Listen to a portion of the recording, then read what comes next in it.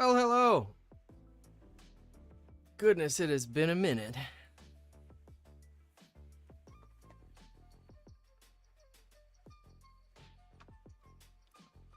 Oh, man. Gonna have a couple sips of coffee.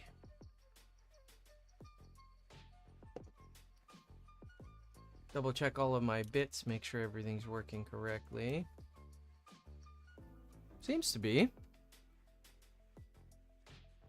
How's everybody doing?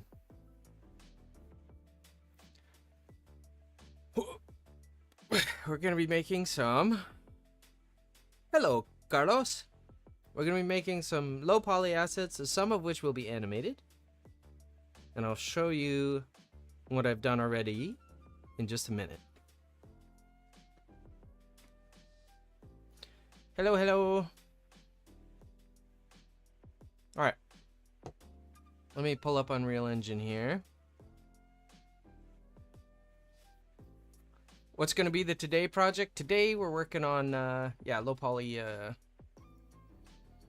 stuff. So let's go hop into Unreal. Just take a little look around.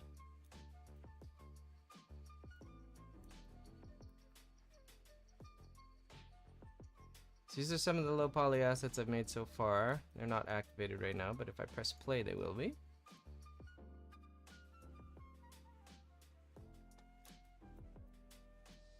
There's some traps over here.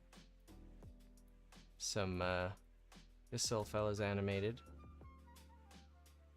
He'll move in a minute. Hello, hello everyone. How you doing? We've been working on some low poly assets, as you can see. Got them in Unreal Engine right now.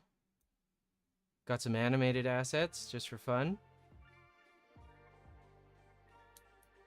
Alright, I'm gonna hop out of Unreal now though. Let's shut Unreal off. Let me pull up Blender. Unreal can go off. By the way, your newer YouTube Paint tutorial was very nice to follow. Awesome. Thank you. That's great to hear. Will the stream be watchable after it ends? Yep. They always go to... My streams always go to VODs. So you'll always have access to them after the fact. You'll be able to watch them whenever you like. Alright.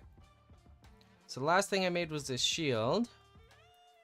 Trying to decide what I want to do next. And maybe do some ladders. Let's hide this fella and this one. Let's grab my floor. Where are my floors? Floor tiles. Give me the base. Okay, so that's the base size for my floor tiles. And let's see. Nom, nom, nom, nom, nom, nom, nom, nom. What I want to do, I gotta turn my wall on also, actually, don't I? Wall base. Okay.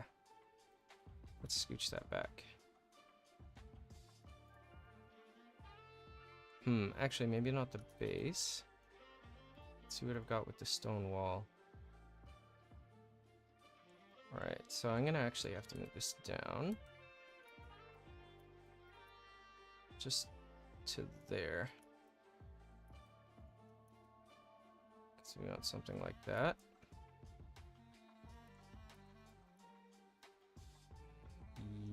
Yeah, something like that. Just to give me an idea. How's everybody doing today?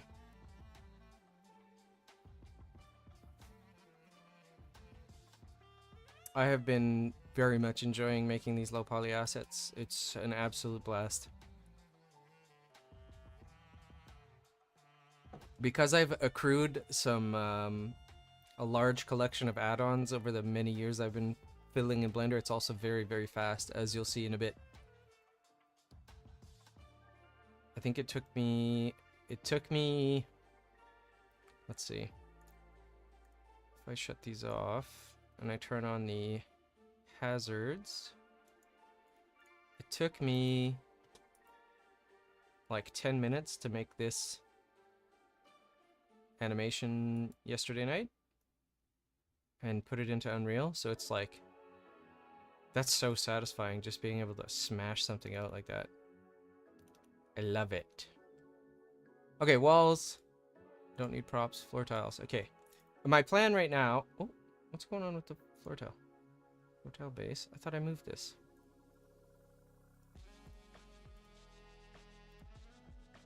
Ah, maybe I'm losing my mind.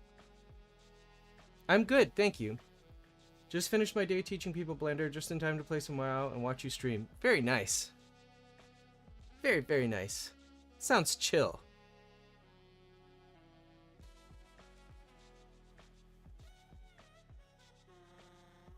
I cannot read the Cyrillic name. Can you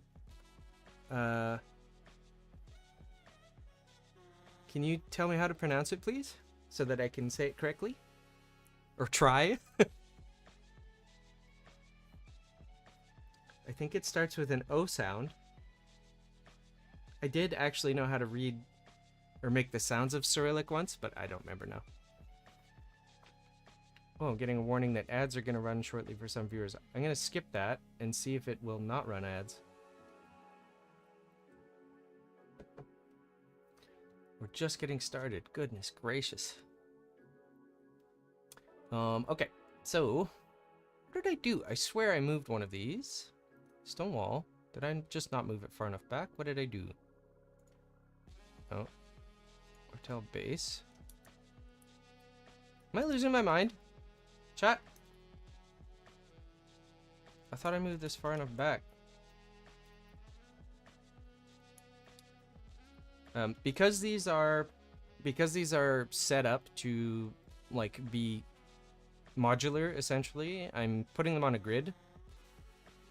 I think they're 6 meters total, and I have it set up to be in half-meter increments. That way I can, with pretty good assurance... Rozovi. Thank you. Rozovi. It means pink in Russian. I love that.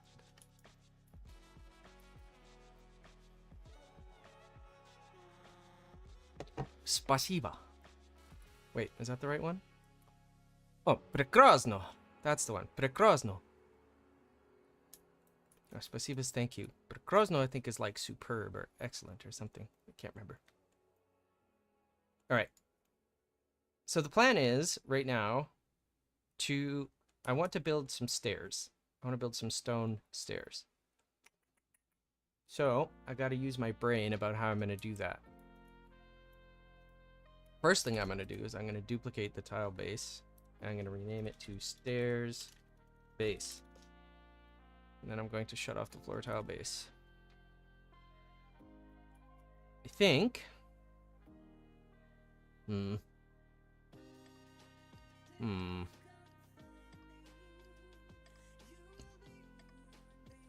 Using my brain hurts, chat. You ever get that?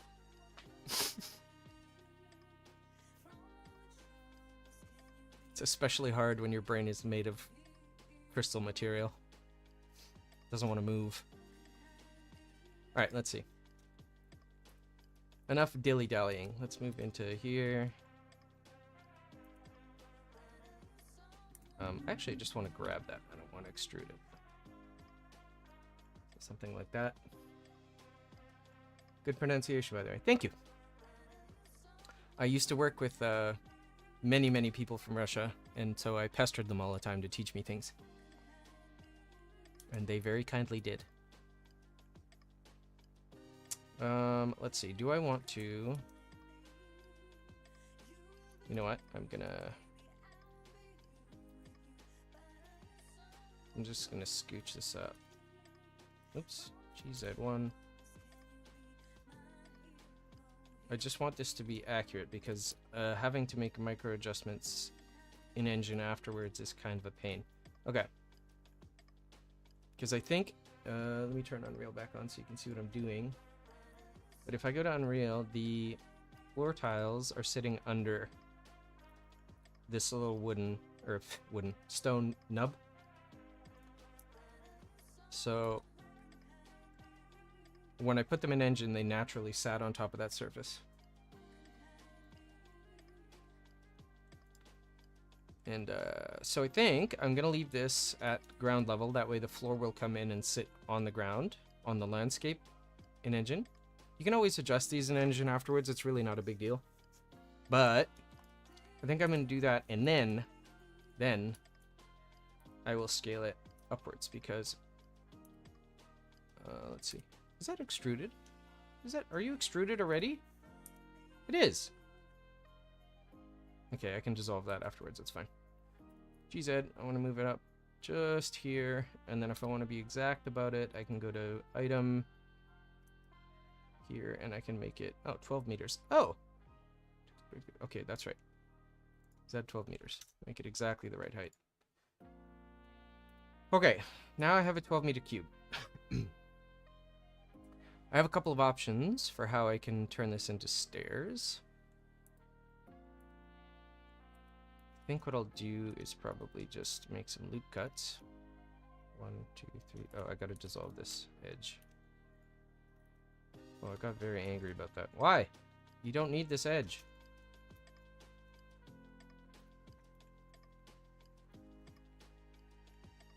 Okay, now it's perfectly fine with that. Blender, what are you doing, man? What are you doing? How many steps? Are you making these assets for something specific or just like that? I'm intending to give these assets away for free. That's the plan. I want to make a whole big old collection of them and then just give them away. It's all part of my evil get rich slow plan. All right, let's see. How many is that? 1, 2, 3, 4, 5, 6. 6. I can count, I think. 1, 2, 3, 4, 5, 6. Okay. Good. There's probably an easier way to do this. There's almost certainly an easier way to do this, but this is how I'm going to go about it.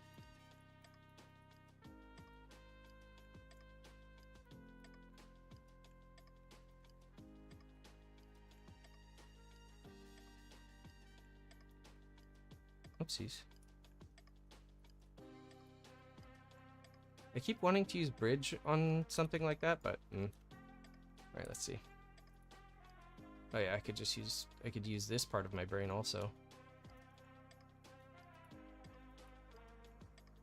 Helps when I use all of it. Aha!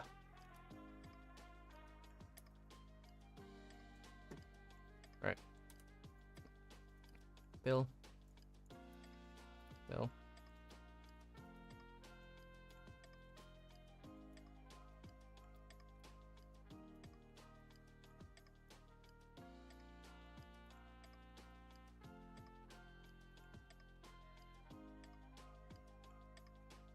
Okay, seems fine. Just gonna check my face orientation here. Okay, seems good. All right.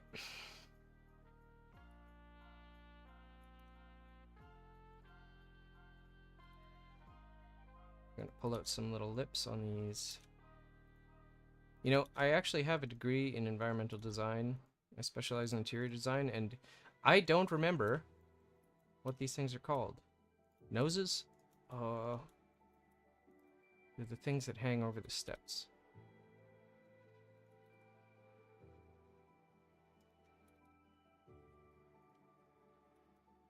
Something like that. I can't remember exactly.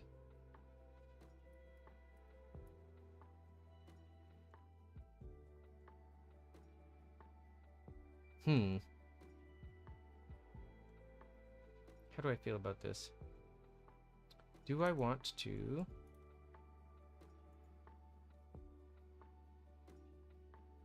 create some variation in it? Maybe I do. Just grab like these.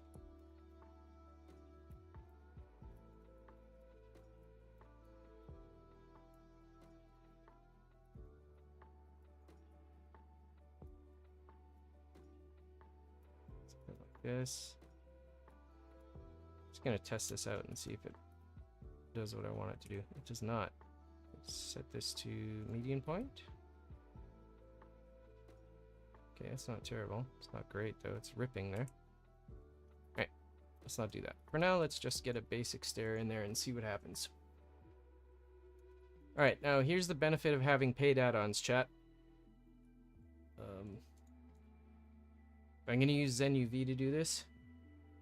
I was kind of surprised that your channel didn't seem to be as popular as they should be. It upsets you. Thank you. It was really funny because there was, my last two videos aren't doing very good right now. But, I'm not worried about it because, there's like every once in a while, YouTube updates its algorithm. Hello. Oh, I think that's A1 on Twitch. Sorry, my Twitch chat was closed for a second.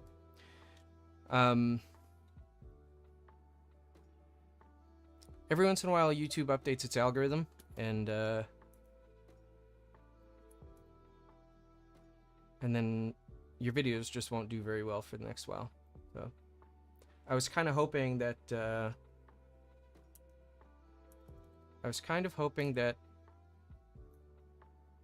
they would do well, but if YouTube updates its algorithm, there's just kind of not much you can do about it.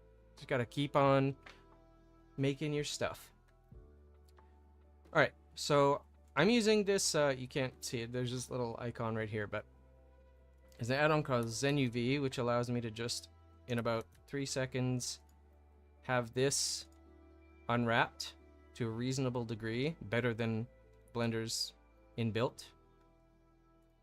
And I have a texture atlas, which is just a gradient map, which is plenty for low poly assets. So what I'm going to do is grab the UVs, I'm going to scale them down to like 1% of their normal size. Then I'm going to grab them, and I'm going to move them into the area that's going to give me roughly the color I want. That's wrong, that's the wrong one. Let's put this up here with the stone. There we go, something like that. And then, this is one of the really cool things. If I want to, let's say I want to fake some lighting. I just got to take all of the faces that are higher, or like closer towards where the light would be, and move them to be a bit, actually, hold on, let me shut this off. There we go. They're still selected, so I'm just going to move them. And look at that. It looks like the top is lit more than the sides. It's not, but it looks like it is. I'm going to put some bricks on the side here as well. Sometimes I bevel one of the cube's edges and use the preset steps to make fast stairs. It's useful in some cases. I'm going to have to try that. I've not tried that. I'll have to give it a whirl.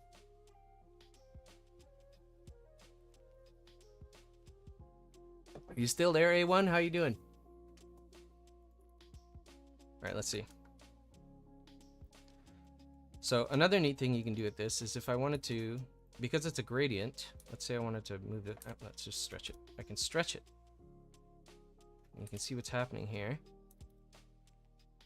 It's going all the way off and around, but so you can play with it. And the fact of the matter is your the program isn't going to care. Let's go to Scene World. There we go.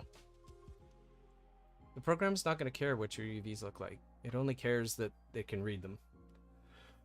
Are you streaming on Twitch?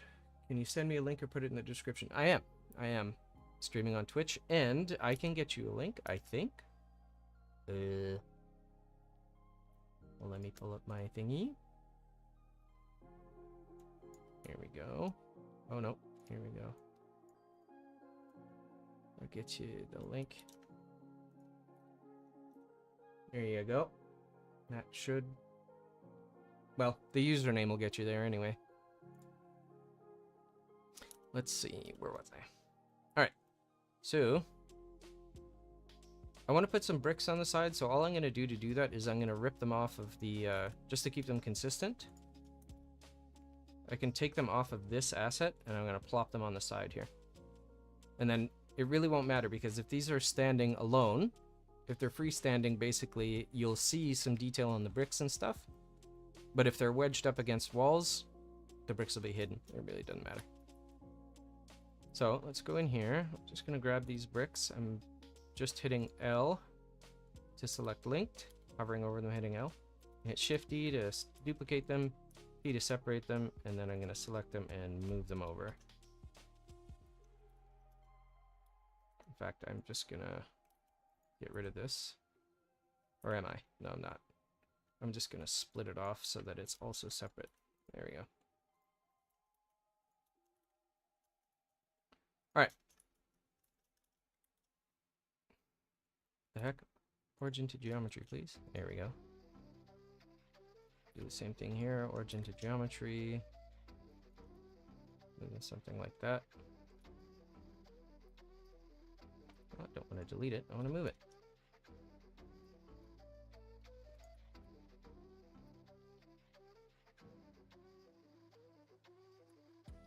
Sweet. Oops. Duplicate them over here. Maybe put them in a different spot.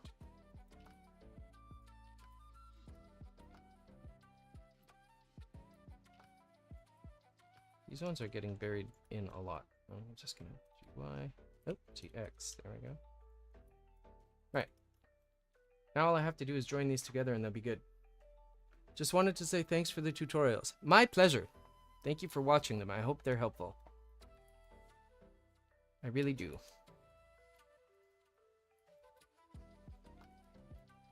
Okay. Alright. Theoretically, chat, in theory, I should now be able to place this in the world. And it'll look okay.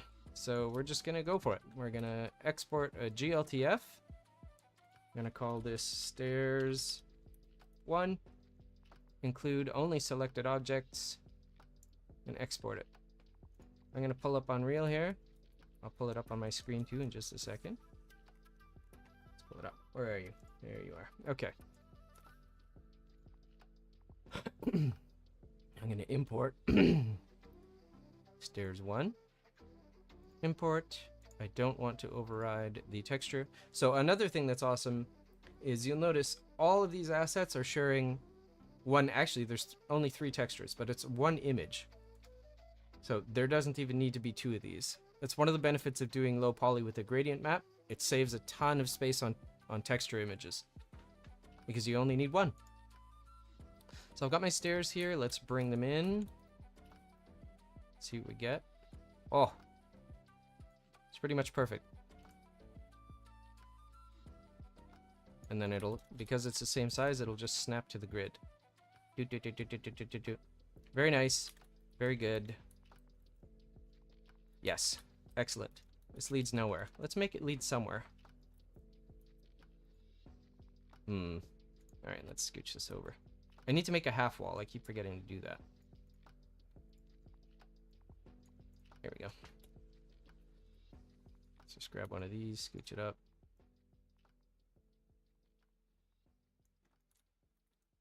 How's that? Perfect. Perfect! Oh, I want to snap rotation on to 90 degrees. There we go.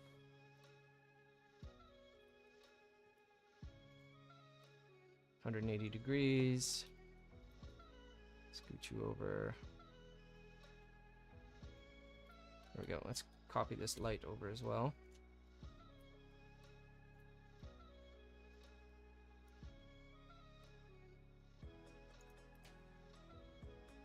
Just to give us an idea what it'll look like.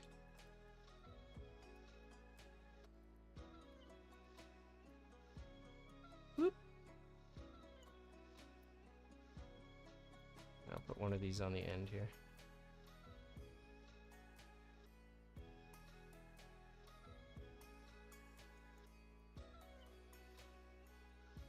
Okay. How's that look? Sweet. Good enough for me. Good enough for what I need. And also, actually, let's just make this a little bit cleaner. These are just end caps for the wall. I'll just scooch this over here. It's just to help the walls look a little better on the ends.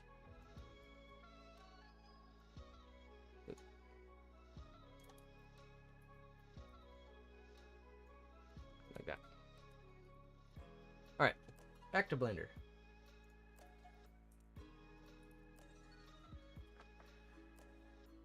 Hello, Clarissa. Am I a game dev as well? No. I don't know the first thing about actually making a game. But I love making stuff in 3D. So I may eventually learn how to do some stuff. But my kind of my start in 3D was because I was really interested in making D&D maps. Animated maps for like D&D, which obviously was when, like, you know, COVID was around and we couldn't do anything in person, so everybody was playing online. And then I just became obsessed pretty much. So alright, so let's take stock here. Let's put this world origin, move that there. Okay, let's see what I have.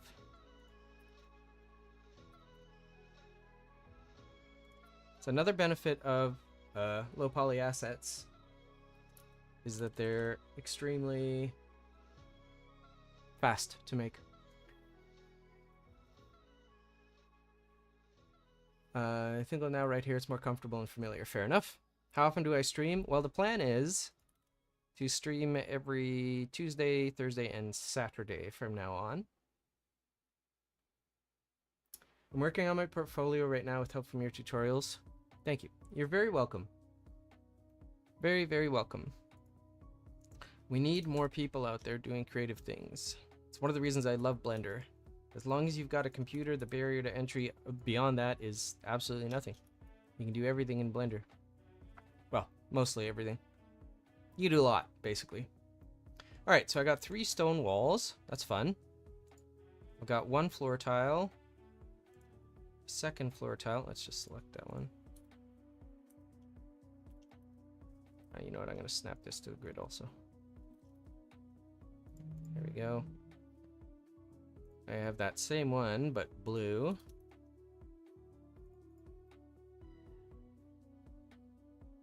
Oh, these aren't snapped to the grid, that's why.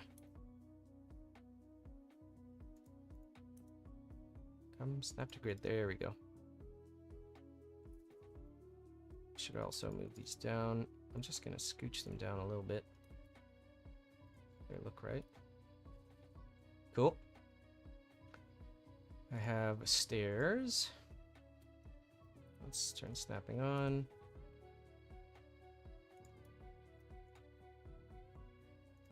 Yep, that's where that should be. Good. Let's see.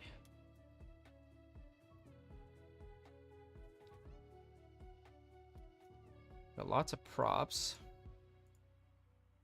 Got a barrel with a spigot. Where is it? On. There we go. Barrel with a spigot. Just a regular barrel. Bedroll.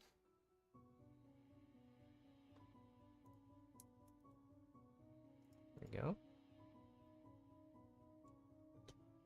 The campfire.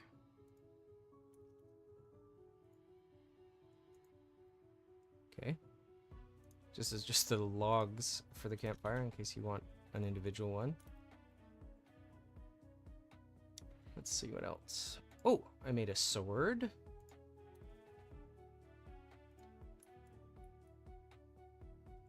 Yep. Made a metal cage because it's dungeony vibes. Let's see what else we got. We got mugs.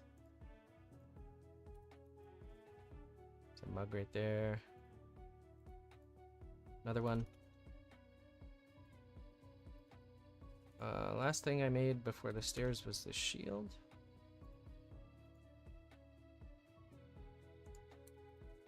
Scooch these over. And these really don't take very long, which is one of the things I love about them. And yet, despite not taking very long, you can get, you can very, very quickly throw together a level and stuff. What is this for, Alien? I'm planning to give these low poly assets away for free. It's kind of a good mix of really good practice for me in terms of just basic modeling. And yeah, I'm just gonna let people use them. Because why not? Just for fun. I don't know if you were here to see them in Unreal, but some of them will be animated. As a Twitch viewer, I was wondering if it's possible to have a chat overlay in the future. That way you can see messages from chat on YouTube and Twitch. You actually can't have... you can't cross-post chat for YouTube and Twitch. It's against TOS to do that. You can only have them from one or the other. And if I was going to pick one of them, it would probably be YouTube, because that's where most of my viewership is. My Twitch following is exceedingly tiny.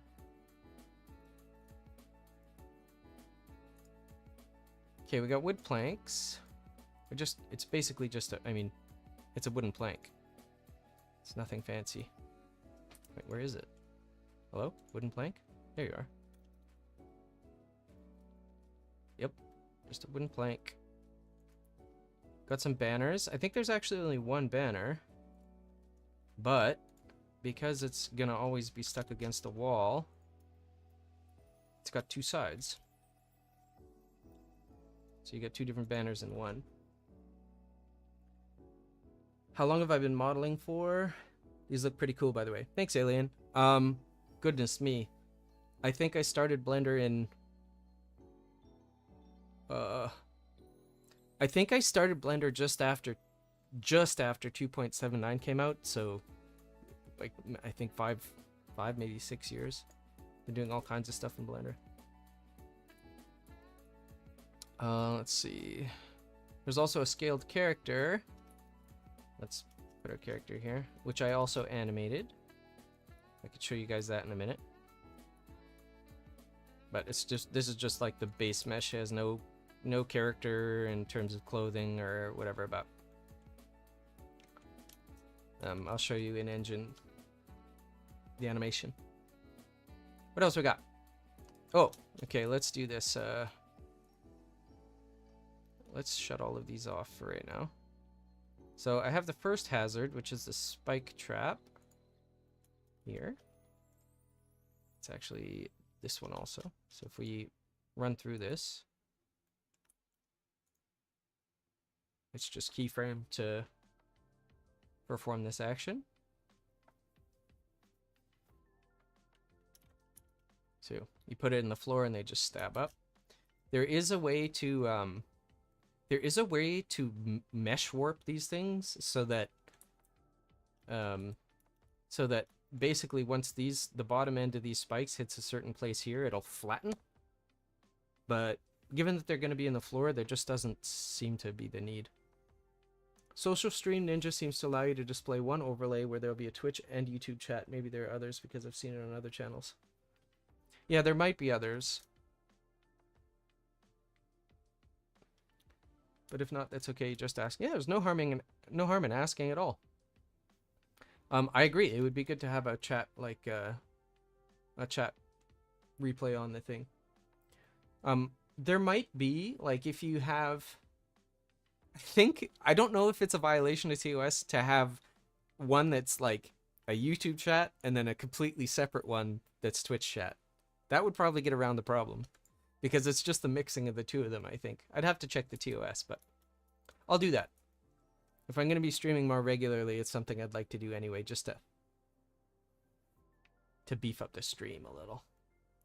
So yeah, here's the spike trap.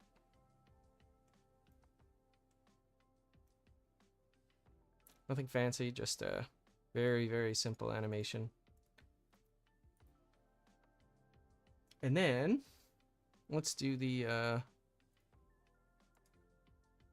axe hazard. This one is fun. This one I just boshed together yesterday. super quickly.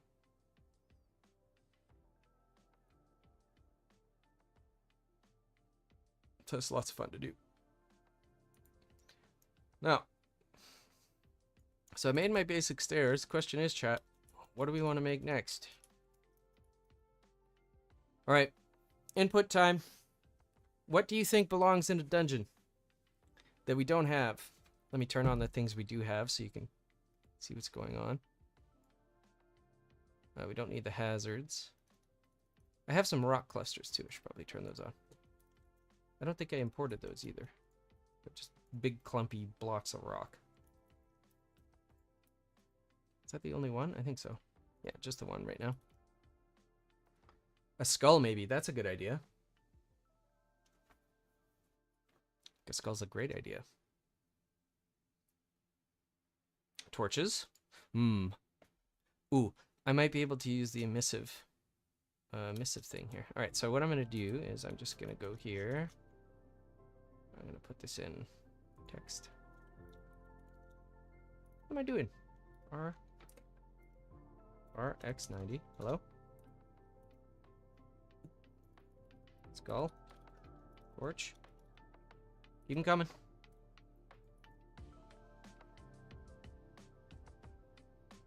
I'm gonna pour myself some more coffee.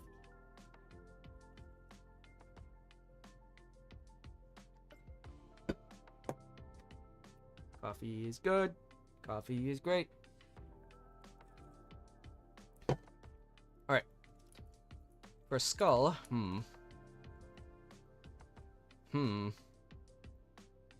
what I might do then for skull.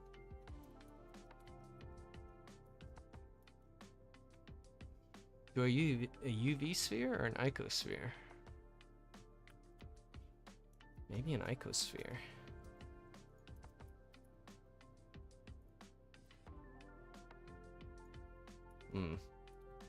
Maybe not an icosphere.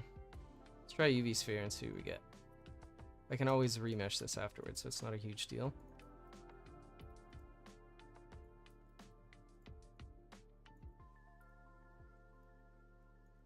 Squish that in. Once again, the benefit of low poly is it can be kind of pretty rough. It's just indicative of what it is.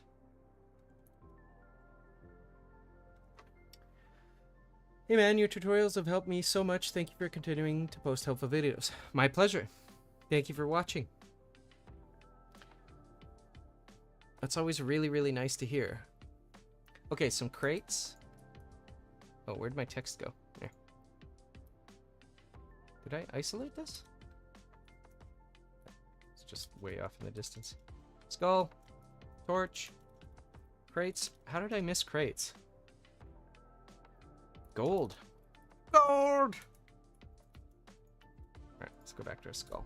I want to also... I need to scale this, so let's turn our guy on here.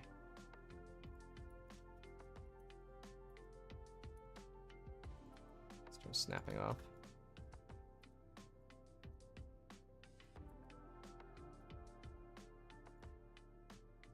Something like that.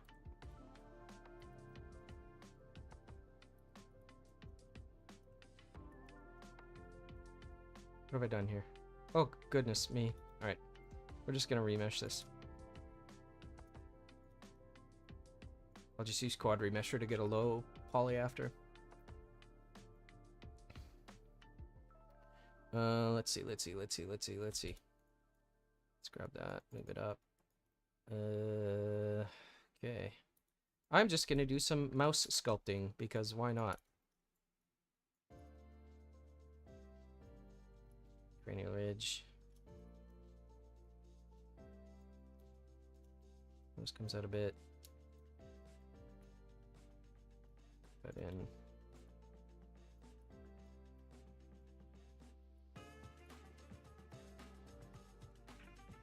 What's going on, Blender? What are you doing?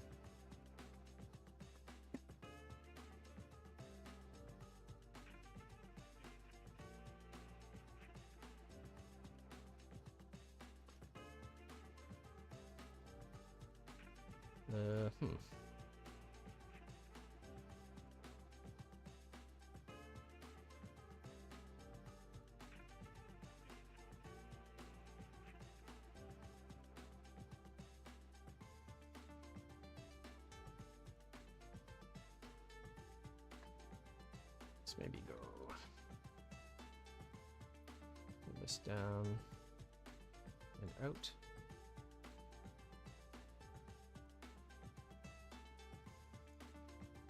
Let's mask that off.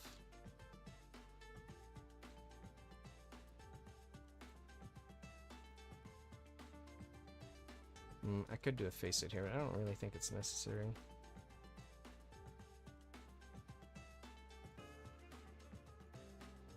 Just as long as it looks like a skull, more or less, I'll be happy.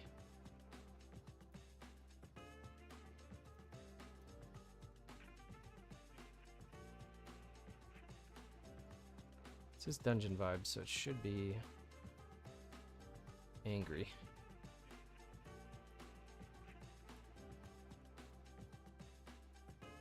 I think.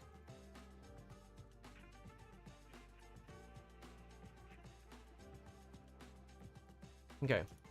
I should probably, at some point, spare a thought for anatomy. That'd probably help. But I can stylize also, so it's not really a huge deal.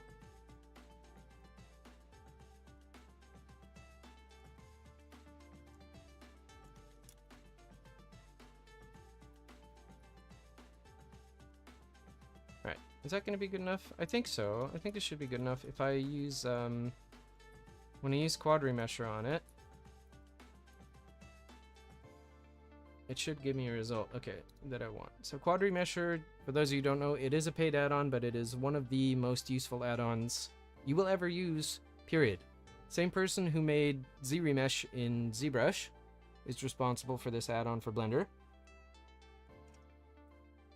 And I use it all the time. It's been in many of my videos. Well, been a couple of my videos anyway. But basically, what I can do, I can set the quad count to whatever I want. I want symmetry because I want this thing to be exactly the same. And then I'm just going to hit this button. And then it's going to give me something like that. Which ain't bad. Especially for low poly. That's all I want. So I'm going to get rid of the original. Don't need this anymore. Delete. Let's turn this back on. Skull. Skull. Just going to go to props. Let's turn props back on so I can actually see what I'm doing. Shut everything but the skull off.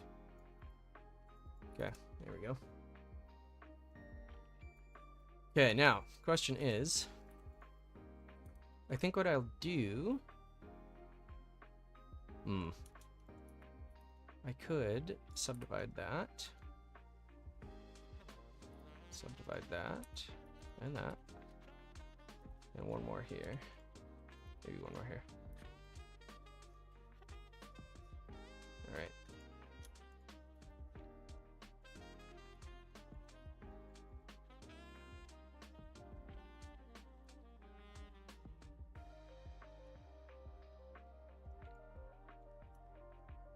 All right. So quad remesh made it possible for me to do that super quickly. Now Zen UV. Just to UV this thing. Change the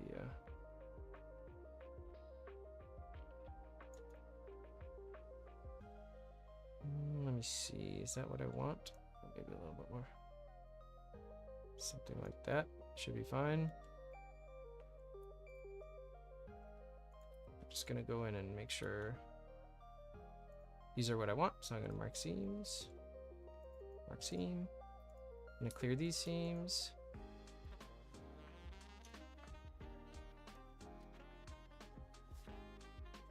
MJ Devlog. Hi Bolt. I might be unable to watch right now, but definitely will watch the VOD of this. Awesome. Thanks for stopping by. I appreciate it. The VOD will be up. There will be a VOD. I think there's pretty much always a VOD. So that's awesome. Mark seam. Okay.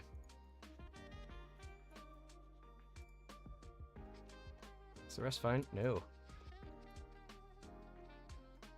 These are not perfect seams, by the way, chat. They are not perfect. But they will serve. Because they don't need to be perfect. They simply don't. As long as the end result is what we want, And it doesn't really matter. How did I miss that seam? Mark seam. So the reason this is going so fast is because of ZenUV. But I'm guessing most of you either know or are in the process of learning how to unwrap things. But because it's so low poly, I'm like not bothered about it being absolutely perfect. You're never going to see the seams because the seams are, it's so low poly that you're always going to be able to tell when there's a plane change. So I'm going to scale these 0.01 to 1%. It's going to look pretty funky right now, but let's scooch it to like here. And see, this is the sweet thing about using a gradient texture. Because the faces cross multiple colors, you get this interesting color variation. So if I shade auto smooth that, I'm actually going to apply this. Whoops. Happened. Shade auto smooth. I'll apply that. That way it remembers the sharps. And then what I can do is I can go in and on the other faces that I want, so I'll just do this and then grow my selection, I think. So Control plus on my numpad just to grow the selection. It's going to select only those faces, and I'm going to move them to a nice dark color. Not quite that dark. I want to be able to see in there, but not that much. And then let's actually check just to see if I have something I can use here. What I can do is I can kind of cheat here a little bit. Which is exactly what I'm going to do. I'm just going to use my knife tool to make some cuts. I'm not worried about closing off these verts because shading, again, isn't an issue, and it'll get converted to triangles when I export it. It turned into a cool skull. You're good. Thank you. It takes 90% of art I find is, well, 80% of it, it's not gonna look very good. It simply isn't. It's just you have to have the patience to wait for the other 20% for it to finish up. All right, then I'm just gonna take these faces and I'm going to scooch them. Where are they? They're there. I'm gonna put them in the same spot as that. There we go. Is it the most majestic skull you've ever seen? No. No. I actually might make those bigger now that I think about it. Just a bit bigger because they're not reading very well. So I'm gonna edge slide that. GG, edge slide it. That should be fine. And then I want to darken up these faces. And the same with the bottom. I'll get to that in a minute. I might actually bevel this face and pull it in, but let's just give this a little bit of a darker value. Just a bit darker. How's that? Not too bad. Turn my overlays back on. Let's scooch these up because that's going to be lit. I'm going to grab the side faces. Side faces here. Let's just grow our selection here so we can get them all. I'm going to deselect these though. These ones I would like to go across a gradient, so I'm going to locate them. And I'm going to move them aside. I'm going to make sure I'm on island select, hit L to grab linked. These can also overlap because they're identical. It doesn't really matter. I don't really care right now. I'm not super bothered about it, but let's do this. Let's grab these. These should be my side faces. So if I scale them now, they should get a gradient on them. And like I said earlier, the one of these needs to be flipped. Which one is it? There we go. They should probably both go the other way. Doesn't look great, but that's fine. Beyond Blender, hello, first time watching you live. What are we watching today? Welcome, Beyond Blender. And right now I'm just fiddling around making some low poly assets. And I asked chat what I should make that I didn't have already kind of set up there, and we got a skull, some crates, gold. What else did we get? Let's see. Yeah, I have a list here. I don't know why Sketchfab just decided to pop up. Skull, torch, crates, and gold. So that's what we're doing right now. And right now I'm just fiddling around trying to get this skull to look interesting. I can fiddle with this. Let's scale it in the Y. There we go. That's better. We do the same thing here. Whoop. Nice low poly as an art and a chill time. It absolutely is. I agree 100%. I have been doing such like heavy tutorials. The last ones were just an insane amount of work to put together. So having some low poly to just chill to is actually really, really nice. Yeah, how's that gonna look? That's alright. I'm gonna make it a little bit different here. So what I'm gonna do is grab these, put a bevel in. I'm gonna grab this and this.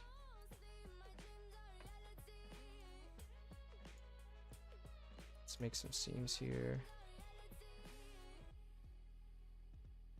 Mark seam.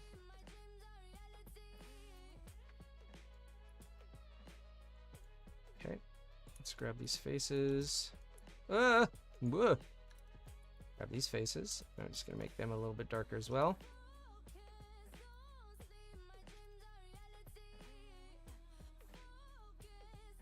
Honestly, that's fine. Pretty it's pretty rough, but that's fine.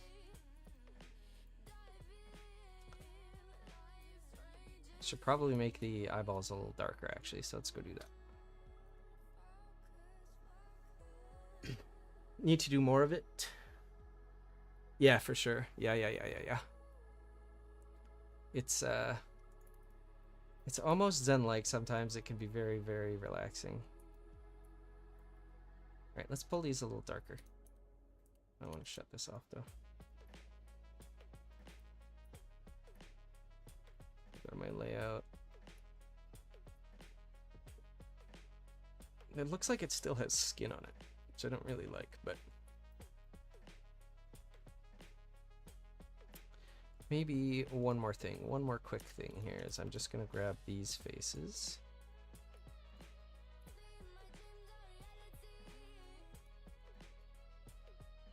And I'm gonna darken them down a little bit also.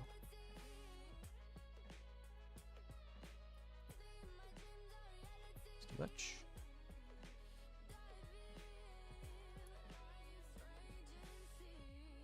Alright. I want the origin for this to be right at the bottom.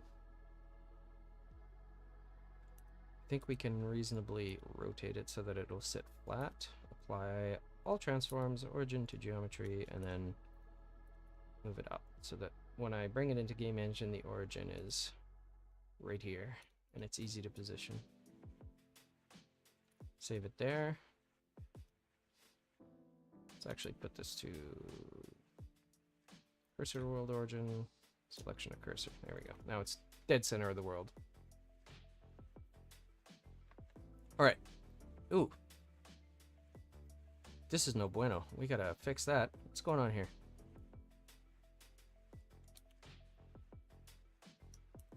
Heck am I doing? What the heck am I doing?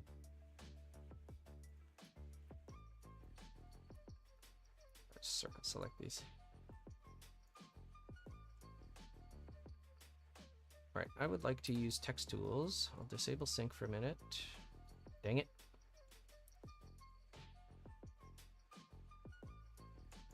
Okay, circle select those. Where are they? Oh, it's not synced. Okay. Turn sync back on. Disable sync, it's fine.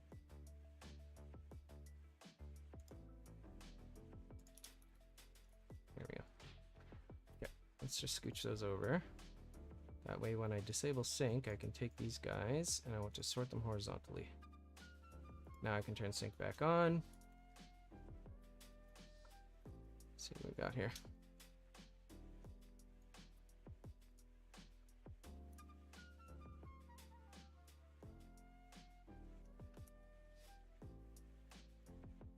I'll just scooch those over here. I think these ones need to be rotated. I think the shading is going the wrong way. Okay.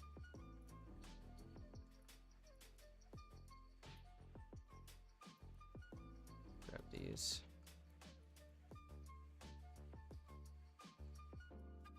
I think I need to make one more knife cut here. Yep, you got it. Infenzi is amazing. Love his stuff. Knife tool.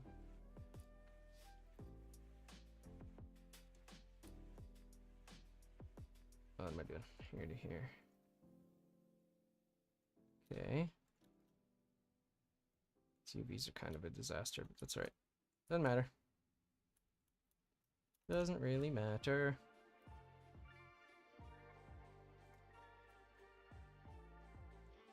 Right, let's grab these. Where are these guys?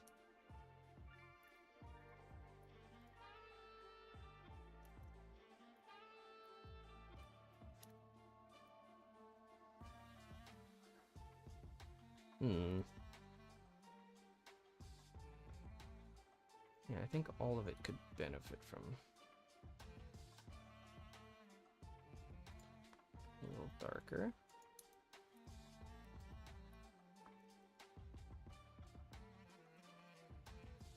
That's better.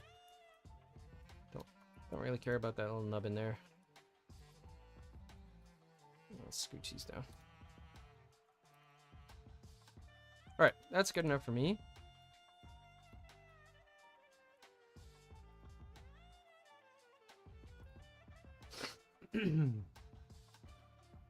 His low poly style is amazing. It's true. All right, easy peasy lemon squeezy. We're gonna export this and we're gonna bring it into Unreal Engine. You can go to File, Export, GLTF 2.0. I have it on my quick menu, so I just hit Q to do it. And then actually, hold on. Let me turn this on so you guys can see what I'm doing.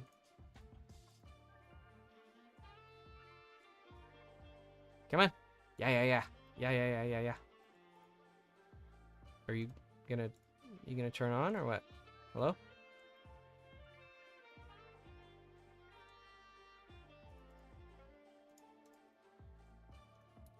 There it is.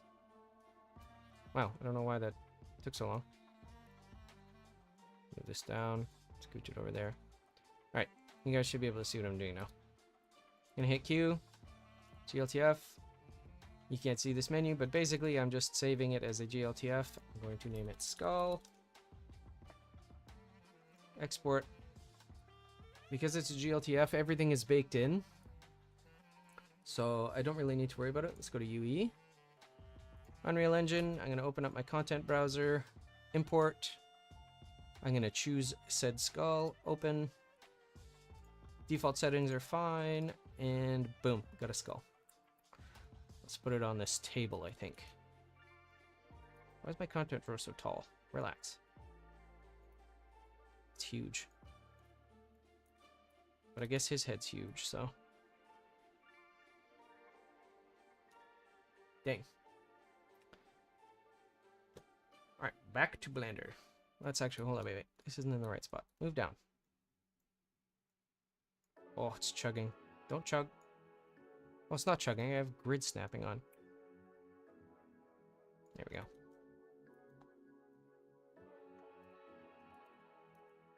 Alright, back to Blender. Let's make sure this is in props. I think it is. Make sure I have both my chats up. How to make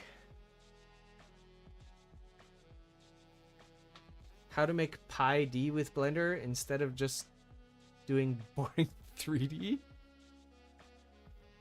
3.1415926535.8D.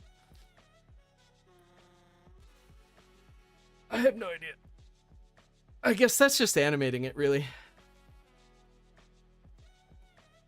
It's a great question, though. I hadn't considered that. All right. Skull, done. We can check it off the list, chat. Skull, done. Torch, crates. I'm just going to scooch that there so I can see it.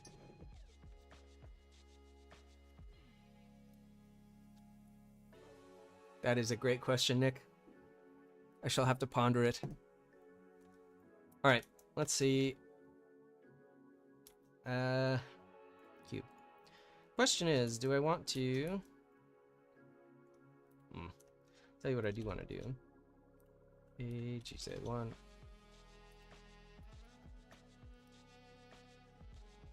right. I think we inset.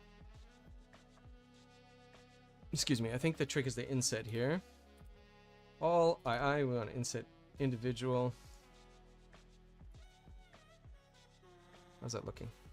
Good. Okay, Control I, Alt E, extrude faces along normals.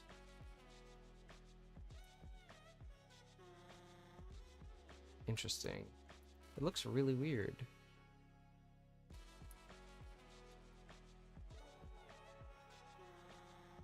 Giant Gem Master. Apparently it's becoming canon. My original thinking was it was a monolith, like a big giant amber monolith. But the community is slowly convincing me that I'm actually a sentient rupee. It's becoming canon. Alright, crates. I actually don't mind that these... Did they go from individual origins? No, median point. That's weird. That's a little weird, chat. Sorry, I'm going to bevel these just a bit. Unnecessarily high poly, low poly. Because I can. Because it amuses me. Just one bevel, please. Thank you. Then... we're gonna go 3? Yes. Wait, no. No. When you're designing, odd numbers are better. So I'm gonna go with odd for both of them. 2 cuts will leave me with 3 panels per. Ruby are reds. Yeah, I don't know what kind of gemstone I am. I don't know. Amber, maybe? I don't know that that's a gemstone. It's just fossilized sap, isn't it? Okay. So what I want to do now is I want to grab these. I want to bevel them.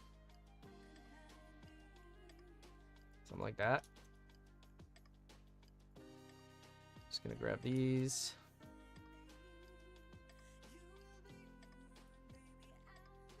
I'm going to go... actually going to go here. Origin to geometry, so they all scale inward to the 3D cursor and scale them down. That way. Yep. Should I do the same on the top? Probably should, shouldn't I? Alright, let's backtrack. The bevel stage. Grab that. Grab this and this. Do the same on the bottom, that way you can flop it around if you want, and it'll be consistent. Alrighty. Are you coding your own video game? I am not. My intention with these assets is to give them away. I'm making basically a big old kind of dungeon low poly kit just to... I'm gonna give them away. I'll be able to give them away on itch.io so devs can find it. I'll also give it away for free on my Patreon. Yeah. You don't need to sub or anything. They'll just be there for people to use. Okay, so we want to scale this towards the 3D cursor. Yes, we do. Not much. I'm going to hold... Oh, I need to bevel them first. Bevel. Probably something like that's fine. Right, now we need to select just the faces we want to move. Should be these.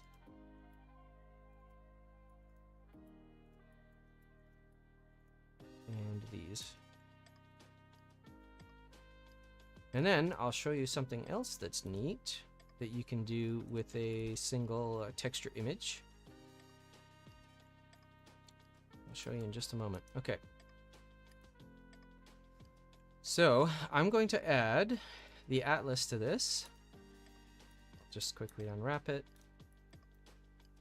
So the atlas on it. And then I'm also going to add atlas metallic. So you'll notice these are the Infenzia textures. But one of them has its metallic cranked with its roughness down a bit, and the other one has its metallic and roughness up.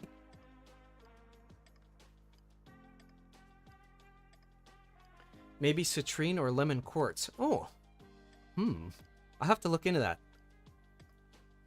I was just offered to help out with making a little FPS game, but I'm not really creating guns. What do you think? Should I give it a shot for the experience? That's totally your call. If you think you'll enjoy it, then yes. Oh, you really can't see this. Why is this in a weird spot now? That's got to be confusing. Get over there. Goodness gracious. All right. Yeah. Up to you, really. That's not a very helpful answer, I'm aware, but that's all I got for you right now. If you want to, might as well.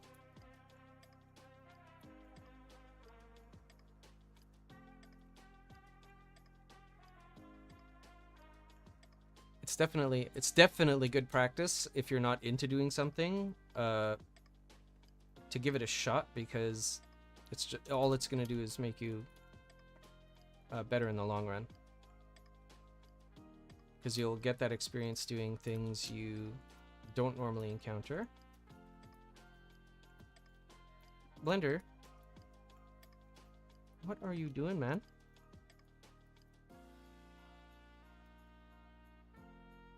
Aside from being annoying.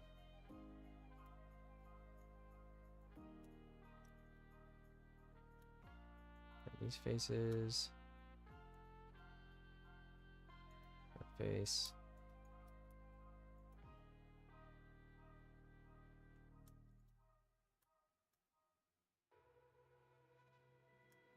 Okay. I actually don't need those faces, do I? Oh my goodness gracious. Okay, shift click, shift click.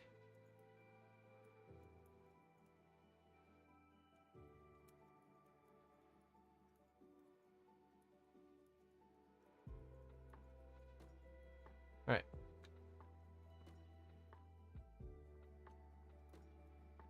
Grab these. Scale 0.01. Let's scooch them over into the wood space. And I'm just going to Control I.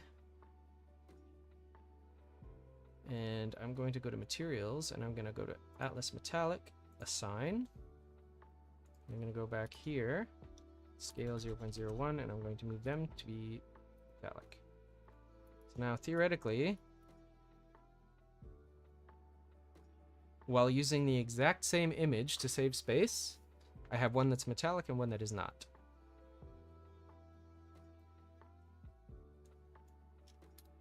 What I can do now, take all of these faces,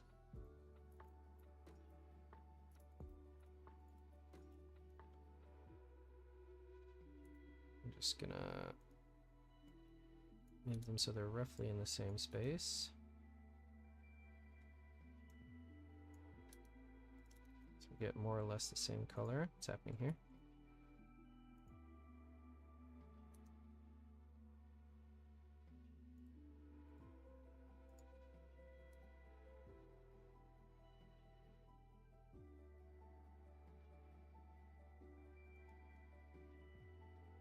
What I can do, actually, is I can group these. Let's disable sync and centralize them.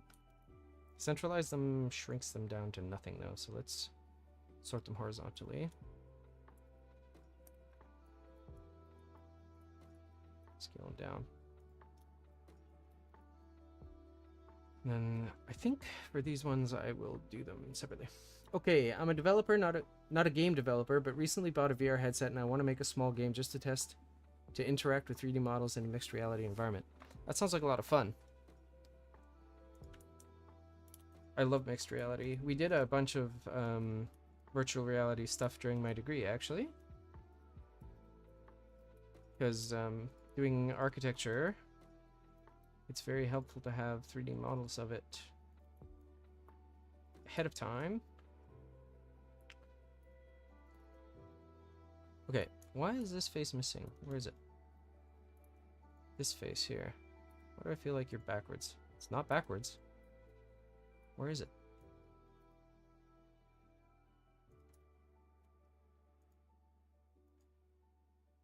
Turn sync on. Okay.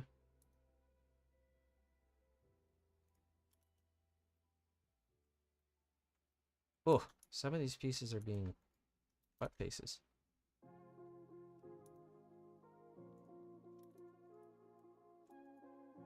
Okay, nice. Save down here.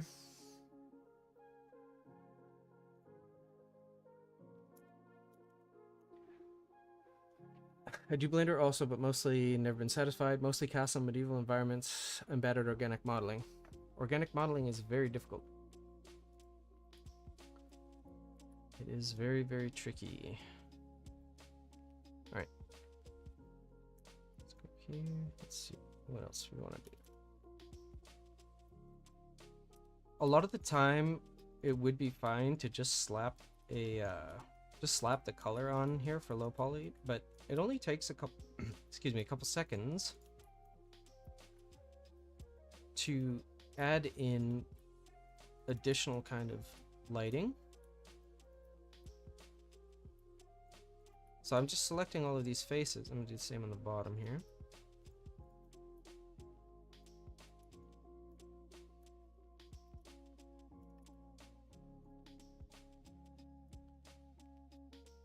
And I'm gonna move them to a slightly darker area.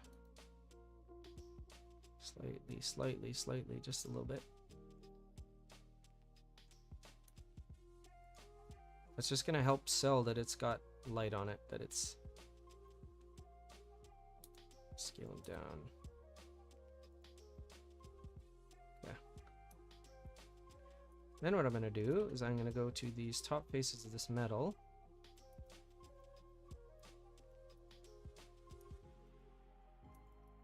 And I'm going to make it lighter as well. Just going to go down here, shut the overlays off so we can see what I'm doing, and just make it a little bit brighter.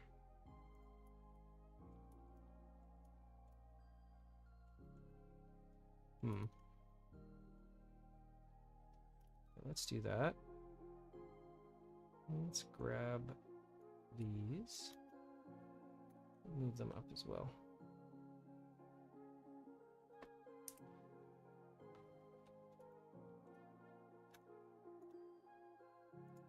Scooch these closer together.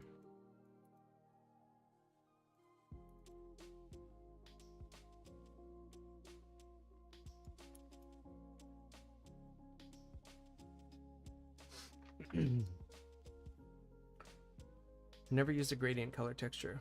Gonna steal the idea. I stole the idea. It's a great system, I think.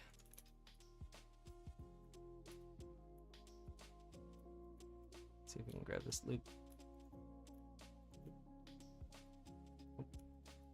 Won't grab the loop because it's broken by that little segment there. That's fine.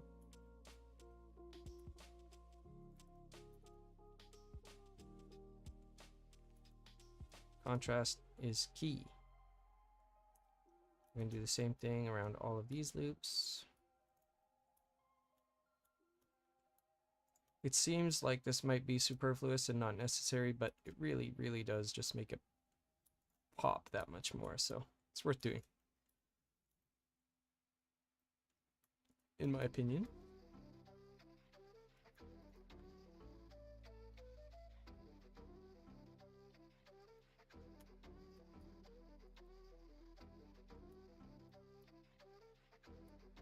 Give it a little extra oomph.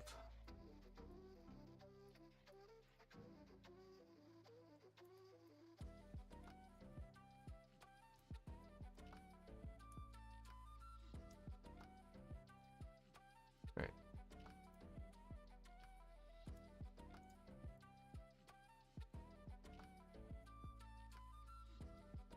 Okay. Shut the overlay off so I can see what it looks like here. Turn sync on. Wait, what?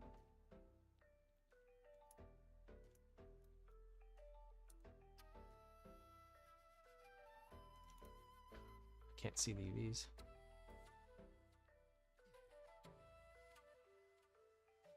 Where are they? Ah.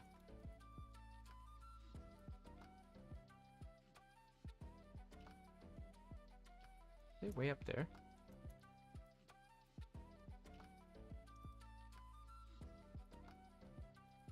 Oh. I had the overlay shut off because I'm an idiot.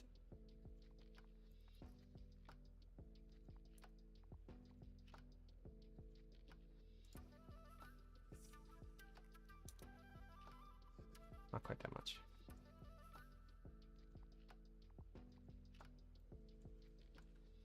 Right, these bottom ones are very inconsistent, so we're gonna just grab those faces. Zoom in on them here. It's better, I think.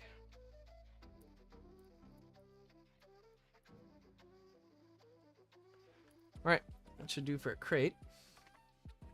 Let's see. Advice makes sense. I think you should give it a shot for the sake of experience and growth. In any case, if I don't like it, you can leave the project freely. That's perfect then. As long as there's no expectations, you can just contribute, get your experience. That's great. Answered a bit late because I was thinking, got distracted. No worries. I never thought to use a gradient color texture before either. Will definitely remember to look into this. Yeah, it's awesome. You can get staggeringly good results doing it. And the sweet thing is, like I said, this is one image. Like, both of these materials are using the same image. So, like, when I go into Unreal, turn on Unreal here, and I open the, whoopsies, and I open the content drawer, you'll notice I have two of them, but I really don't need them. I could probably actually delete this one. Worry about that later. But everything in here, including these animated assets, uses this one image. So it's perfect for mobile or anything like that because it uses very, very little space. All right, let's see. Layout. I definitely want to be able to position this from the center at the bottom. So I'll just put it there. That should be fine. It's not a very characterful crate, but it is a crate. We can always fiddle with that later. Alright, same thing. GLTF. Crate 1. Export. I'm going to move this into props. Okay, back into UE. Unreal Engine. Right click, import. Crate 1. Import. Do not overwrite. And I've got crate. Just going to drag and drop. Boom. And voila, like magic.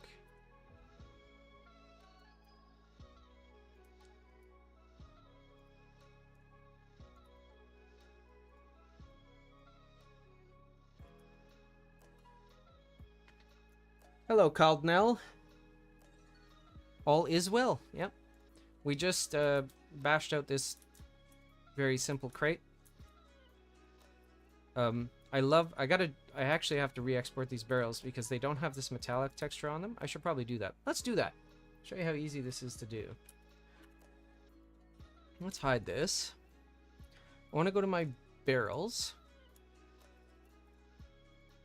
I'll do that one second, but basically I'm just going to grab this and this, these loops, I'm going to grow them once so they grow on both sides. And then I'm going to add a new material. I'm going to choose the metallic one and assign it. And because it's the same image, I don't need to move anything. It just applies the metallicness to it, which is flippin' awesome. So I'm just going to re-export this. GLTF. This is just my regular barrel. So I'll export that, hide it, grab this guy, move it to the center. He needs to be arranged a little better. So A, R, Z, 90. What's happening? Go to the front. Okay, interesting. A, G, Z. Yes, Z. I am a Canadian. Okay, here we go. Here we go. Whoops. Grow. Grow. New. Atlas Metallic. Assign. Hue. Export GLTF. This is barrel spigot. Barrel spigot. Export. Okay. I'm gonna go back to Unreal. Let me turn it back on for you. Pumpkin Cell. Yo, just making a shield from your shield tutorial, and as someone who never painted, it's hard as... and I'm making it with a mouse. Yeah, it's a pain to make it with the mouse, but you can do it. It just takes longer. And yeah, I mean, learning to paint is the hard part. Learning to use the tools is easy. Well, comparatively. It's still not easy, but you know what I mean.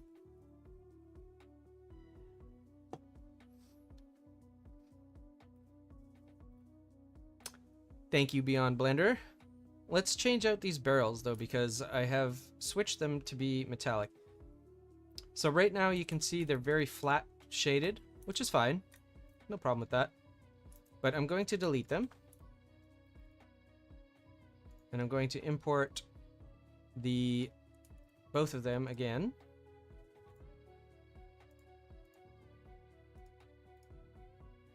And now they have a metallic, the exact same texture, but they're metallic. So that's really, really nice. You just get a little extra lighting detail out of that. Some reflections and stuff, which I like very much. Let's put that there. Rotate this guy 90 degrees, plop him up.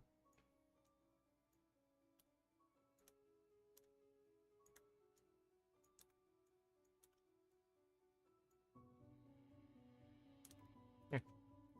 Now we get a little extra kind of material information from them. I should probably do it with the spigot too, actually. Have I ever used Material Maker? I've fiddled around with Material Maker, yep.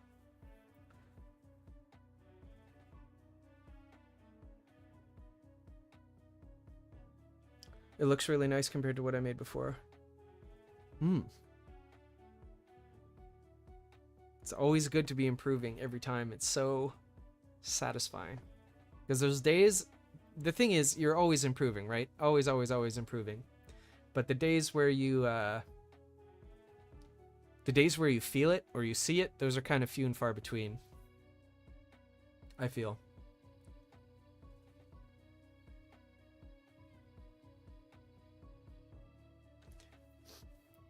Yep, I've used Material Maker. I haven't really delved into it too deep.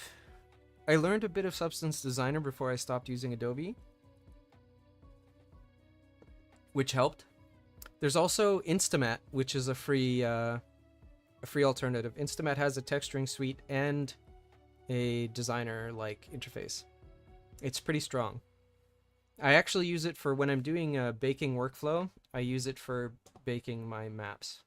Like, I'll show you here. Let's open a different level. Let's go to main. Let this compile. It's going to take a second. But like these assets here were textured with, well, this was textured with Paint, this one. So were these. But these were done with Material Maker. And I actually baked the maps for this, for these guys with Material Maker. Or not Material Maker, I'm sorry, Instamat. So the curvature maps and stuff for here were done with Instamat, which I then used as a mask in Blender. with UTpaint. Yeah. So UTpaint is really, really good, but Blender's not great at baking. It's fine at baking to itself, like it's fine at baking a target, for example, with a multi-res modifier on it. It's really good at baking to a single object, but baking from one object to another, it's not very good.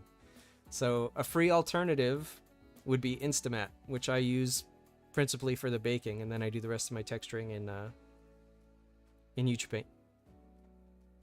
Well, let's switch back here. I'm just going to switch back to my low poly assets level.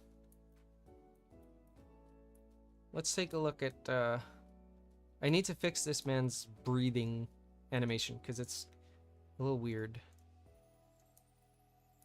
His hands aren't moving. He's moving, but his hands really aren't. They're staying perfectly stationary, which is weird. He'll go through the breathing cycle twice, and then he'll look around a little bit. Yeah, check out Instamat. It's got the same license as Unreal and stuff, so basically if you make under $100,000 a year, it's free to use. Yes, you did spell it right. That's exactly right. I understand most of the English, but writing a sentence is hell for me. I use a translator and I don't have time to write something in time, or the translator doesn't convey the idea I want at all. Unfortunately, my Russian is limited to like 6 words. And 1 quote. Alright, I'm going to stop this here. Hold on. Let's go back to Blender. Blender. Blender. Alright. 1 quote. Am I making a 3D platformer? I'm not really making anything. I'm just making assets. I'm going to give these away. These are all of these assets I'm going to give away. I'm just making an asset pack, basically. I'm going to explode. No. Niet. Do you mean you're using a translator in chat here?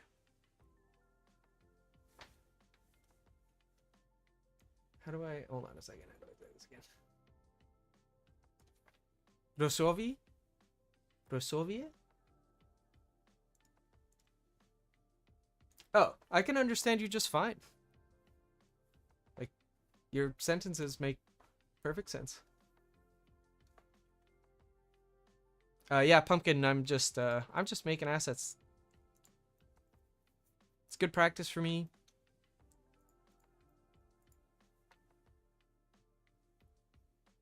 It'll help a bunch of indie devs out. Oh, for large messages? Yeah, I can still understand what you're saying. I have no issue with that. It comes through loud and clear.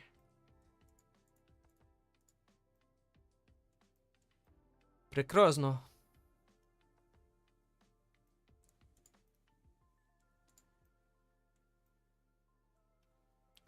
Mnie zовут Molten Bolt. I think I did that right. Who knows? What's next on the list, chat? Crates, we did it. Boom. Torch? Ooh. Should we do gold bars? Bars? Gold coins?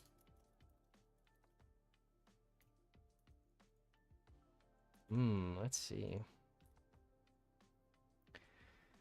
Where's my little figure? There you are. What are you doing up there? Why are you way over there? Goodness gracious. As it is, I know a lot of slang words and often use them in small sentences. Nice. Let's see. Simply overthinking. Hey, just joined, so sorry if someone asked already, but what are you using to animate the character live while you talk? This is VideoTube Mini. I'll type it in chat here. VideoTube Mini. It is a free piece of software that will toggle between 2 sets of animations when it detects mic input. It's free. You can just Google VideoTube Mini and get it. I animated this. I animated my avatar using Grease Pencil in Blender, so it can be done totally for free. Pumpkin says, I recently got into making stylized houses and learning how to texture them now, because it's a bit weird with low poly kind of textures, but somewhat detailed models. Yes, it can be for sure. Trying to find the balance is tricky. You're very welcome. You're very, very welcome, Simply. Very welcome. I love this program. It's great.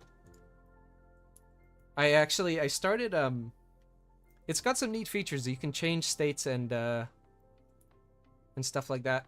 So I'd like to create another animation, start an animation where my avatar like floats up into the air and gets supercharged, but I never finished it. All right, let's see. What's next? Okay, gold coins. I'm wondering if I should do that with a... I'm wondering what the most efficient way to do that would be. Because I could do it with... I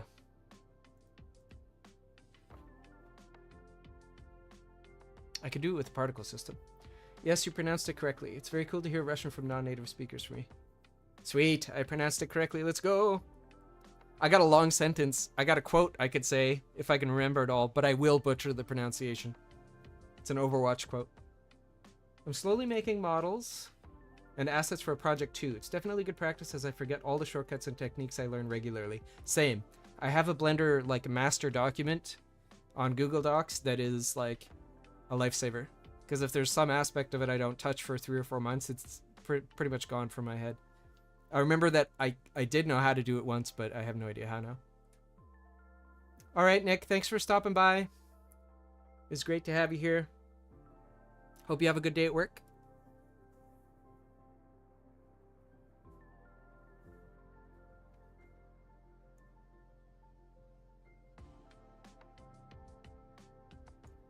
All right, Rozovia, I'm gonna try it. Bit может. У человека 100 чувств. И со смертью погибают... Wait. И со смертью погибают только 5. I can't remember the rest. That's the best I can do. There are 2 sites for that software. Not sure which one is legit, though, or if both are fine. Let me just quickly go pull up the one I know is good. And I'll give you the link for that. VideoTube Mini. Yeah, itch.io. Here we go. I'll post it in chat. That's the one. Alrighty, let's see. Blender. Torch. So here's a question. Part of my plan for the next couple days is to figure out how to make a low poly animated fire. But for the time being, I think what we'll do, we'll just add in a cylinder with 8 sides, nice and low. And let's scale it, but not on the Z-axis, so it's something like that. Okay, GZ1. There we go. Scale this up. There. Give it a loop cut, scale that down. I'm going to put the origin to the geometry now. You can go. Not bad, I understood everything you said. I wish I could remember the rest of it, and thank you. You know what sentence you said means? It's from a famous Russian play, I believe. Something about having 5 senses, but when you die you have 100. And so we go through life only having the tiniest amount of senses. What's up, Comet Lord? Hello.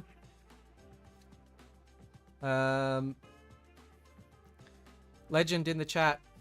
Comet Lord Miniatures is one of the premier miniature sculptors in 3D on the face of the planet. I say this every time, and I'm never joking. It's completely true. He's also a very good friend of mine. How about a large beer object, a flagon of beer? I actually have some mugs in here already. I could add some bubbly little beer bits on it, for sure. Let's get this torch out of the way, though. Let's see. What do I want to do here? I think I want to go here, Shift-A, add a cube, scale it down. I want the... I just confused myself. I bamboozled myself, chat. This entire thing, RZ90. Yes, okay. All transforms. Origin to geometry, please. Thank you. GY. Alright,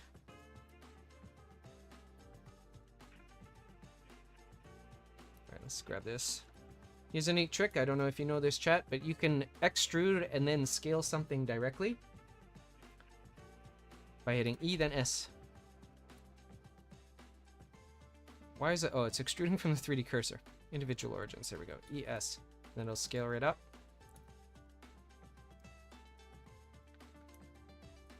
Nice. Let me catch up on chat here. Barkbush, I watch and recommend your YouTube Paint tutorial. Thank you. I hope it was helpful. Beyond Blender says, cool, presumably you have a shield and sword thing for wall decor. Yeah, let me pull up Unreal here and I'll show you. Is Unreal, like when I'm in Unreal here, OBS looks really choppy. Does it look okay for you guys? It looks really choppy for me, but what the dog doing? The dog is making some low poly assets. That's about it. Low poly, some of them animated, some of them not. Yeah, we got a sword, shield, skull. Let's see, here's the flagons. Got a regular old mug too. I gotta re-export this with a metal spigot. Some bedrolls. I want to put a little low poly animated fire here. I have no idea how an animated texture would translate into Unreal though, so it's something I gotta look at. Sorry if you missed it, you're still working. No worries. I don't mind. It looks fine? Okay, sweet. So I'll show you what I mean about the animated ones. Let me just press play. So you can see these are some of the hazards I made in Blender. And it's actually, for simple props like this, I think for characters it can be a little bit of a nightmare to get in from Blender, but for environment props, it's really not, it's not that onerous at all. And then here. Do your wiggle. Do it. Come on. Do it. Wiggle. Tap your foot. I want to see it. I made you. Do as your creator says. Ah, there we go. Yes. Yes. Anyway. Back to Blender. A wooden bucket. Oh, a bucket. Genius. Okay. Bucket. If I heard correctly, then a person has 6 senses, but when you die, you still have 5, or vice versa, you lose 5, already forgotten your speech. Yeah, that's pretty much it. That is pretty much it, Rozovi. A wooden bucket. I gotta put that on the list. Where am I? What am I doing? This is backwards now. I was in the wrong view.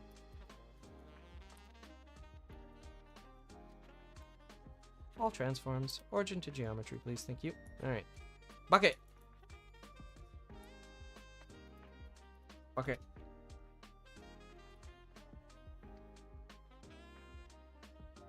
Bucket. Rope would be good. With some nice metallic rings. Okay, let's put it on the list. Rope. Rope. Metallic rings. I actually kind of want to, I have these columns. Let's turn on the ring column. So I have this column here.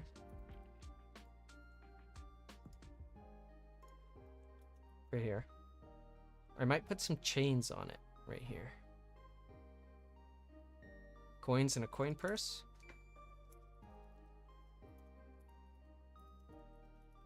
Ah, geniuses. You're all geniuses. It's crazy. Alright, let's save. Let's hide this again. Let's finish this torch. I think what I want to do... Maybe I'll make 2 versions of it. Maybe that's what I'll do. What did I do? Cursor to selected. There we go. Shift A, mesh. Let's grab an icosphere, scale it down, GZ.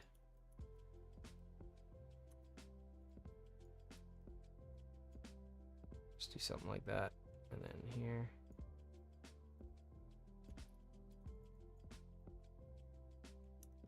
do for now. So maybe go like this.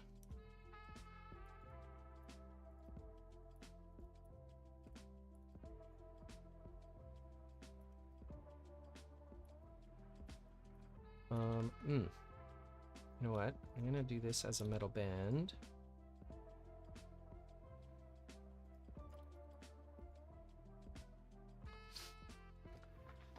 By the way, watching your videos, I really liked it when you change your voice or make funny sounds. It adds liveliness to your videos. Thank you. A lot of, it's really funny about doing Blender tutorials because a lot of it is it's very heavy. Like you have to focus quite a bit to learn where all the hotkeys and stuff are. So I do that to try and break it up and keep it a little light. But another funny thing about it is that because it's so complicated to learn and to teach, the videos have to be long because I try to be very, very, very, very clear about where everything is. But the actual process of doing the thing I'm teaching usually takes about 2 minutes. So the video will be 8 to 10 minutes long and it takes 30 or 40 seconds to actually do the thing. A variety of liquid containers for the table, maybe a metallic plate. Hello, did you figure out how to paint in low res with quick edit and UTpaint? Not really. I mean, you would just lower the resolution of your texture. That's really the only way to, I mean, that's what low res is. So set your texture to like 128 or 128 by 128 or 512 by 512. That's my recommendation. Candle holder would be good. Oh yeah, candles and candle holder. That was actually on my list. I never moved in. Candles and holders. Liquids. Excuse me. All right. And the time invested in making videos is huge. So my second last video, which is the one with the radiation canister, took me probably about 50 hours between inception and being done editing. The video after that, the 37 Blender tips, I did in a day. Because I was like, no, I don't want to make 20-minute videos anymore. Yeah, food sacks, that's a good idea.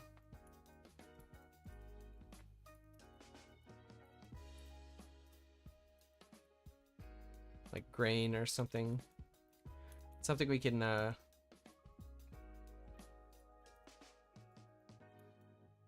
something we can add to a general kind of clutter pack. I want to keep it, somewhat dungeon themed right now.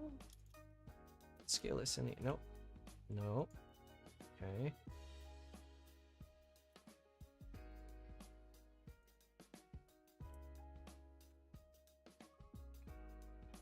Where does that go to? About here. Good enough.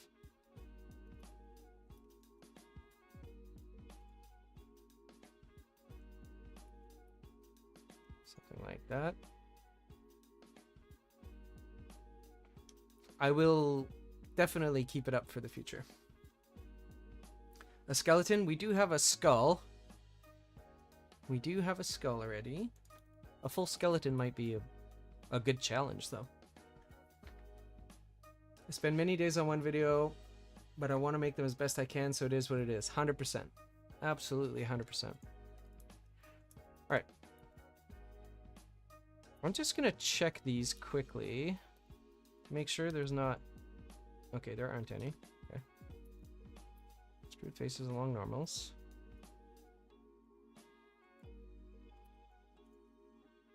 Just gonna extrude these also. Just for a little variety. Let's scale them down.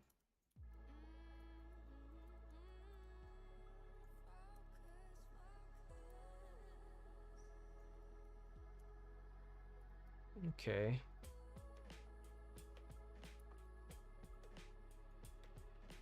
Let's go to Atlas. And then we're also going to add Atlas emissive. I'm gonna grab this object. Assign.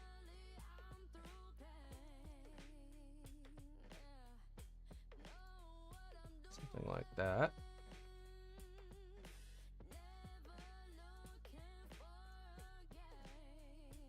That'll do. So if I go here, L, Control I, it'll give me everything else. S01.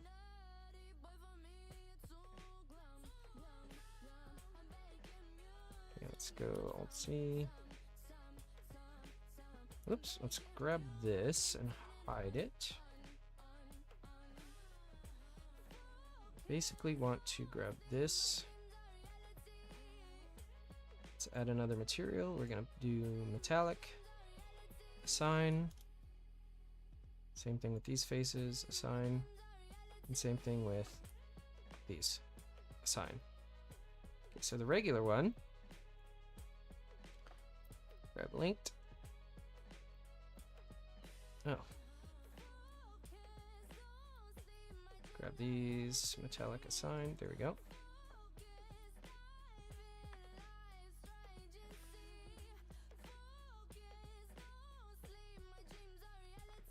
Control I, these are all metallic bits now, so we want to grab them and move something like this.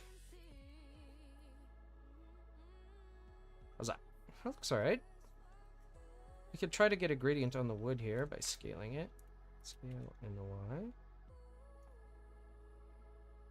Perfect. Alright, let me catch up on chat here. Few stacked sacks would be cool. Some broken bread with a few crumbs would be a nice touch. No, it's good. It's good. I appreciate the suggestions. This playlist is really nice. Thank you. I made this music. I also make music. A big chunk of red meat on a wooden platter. Oh, that's a very good idea. Meat. Is it like, I'm gonna have to make a separate list for like a tavern. But these are all great ideas. Food sacks, meat, chonk, sack full of wheat or potatoes, bread. Alright, let's go back to the torch. I want to go to emissive, and I just want to change this. Let's make it a little more. Increase the power.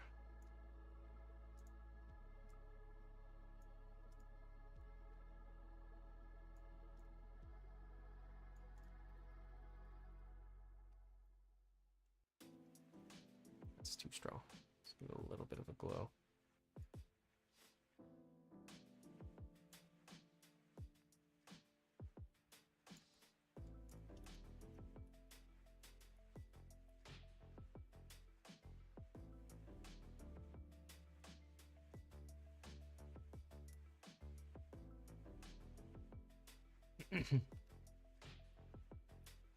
That should be fine.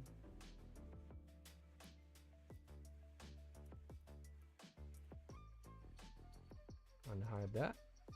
H-E-Z. Oh, you know what? I actually want this here.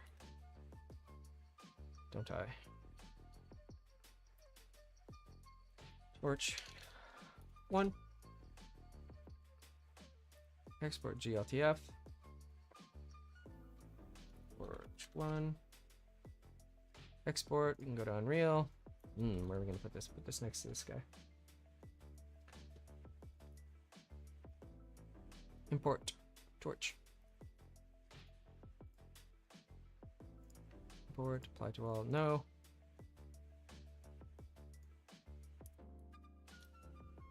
Where is it? Torch, torch, torch. Boom. Yeah.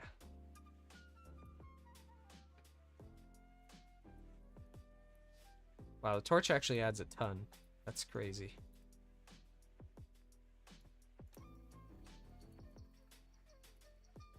The plan is to get that to be animated with a low poly flame though, which is totally doable. I just don't know how to implement it in Blender. but I know for a fact, or in Unreal Engine, I know for a fact it can be done though. Alright, sweet. Okay, torch done. I wonder if I should...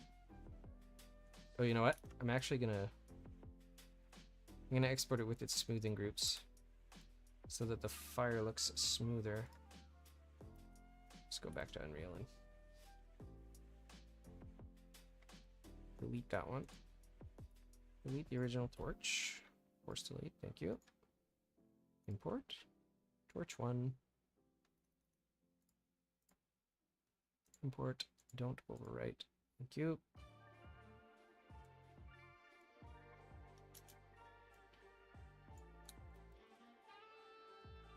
Let's just turn UV back on here for a second. Here we go.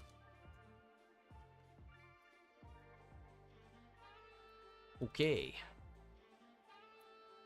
Whee!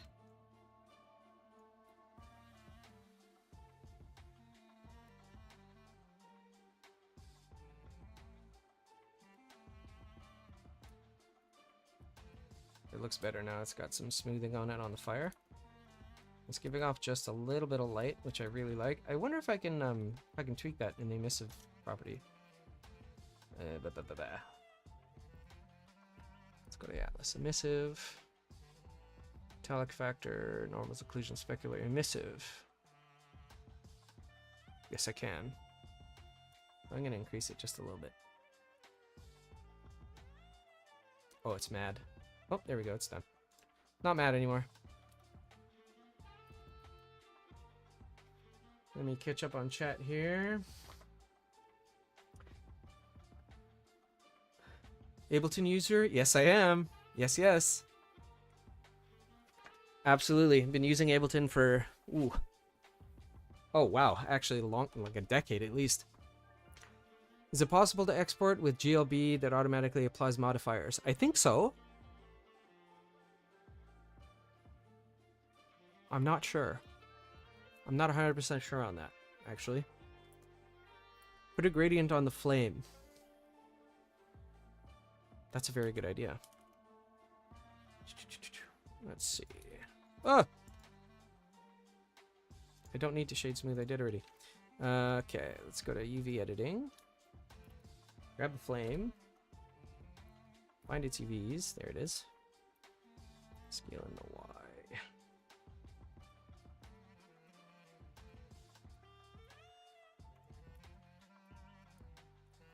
I think I need to turn its emissive strength down.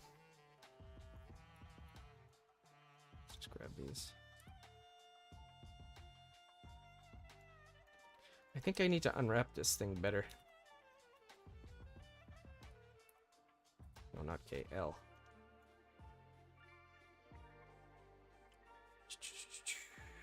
Edge, clear seams. I'm fine with there being sharps there. Just cut it right down the middle. Who cares? Mark seam. I'll go here.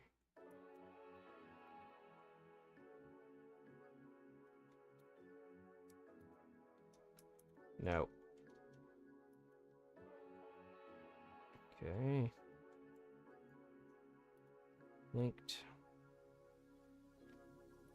We go Control I, hide, and then we grab these.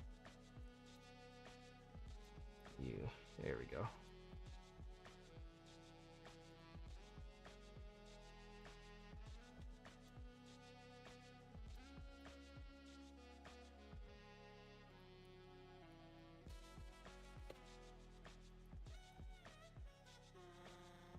It's super stretched. I really don't like it, but that's alright. I'm not gonna worry about it right now.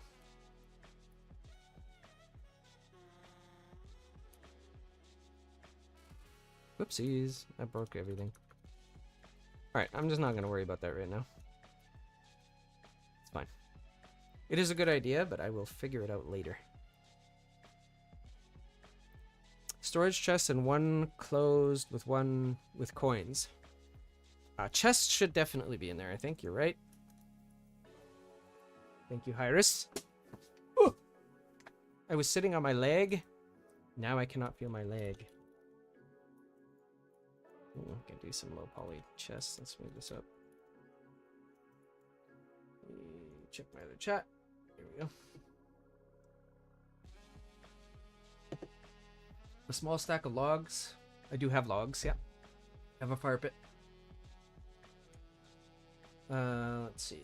Starch chest, one clove, one coins. Okay.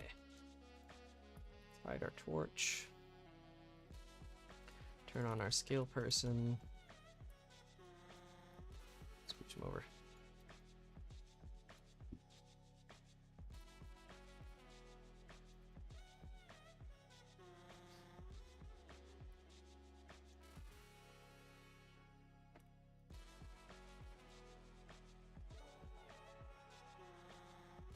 That. Let's see. How many models are you thinking of making? What is the pack? It's going to be a dungeon pack. And probably a couple hundred. I'd say 200 at least. That'll include variations on ones that are already there, but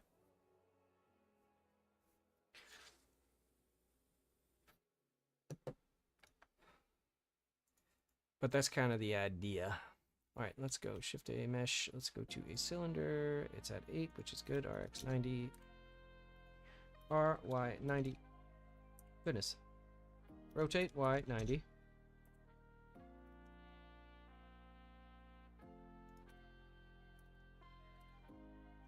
Let's just isolate this quickly. Delete these.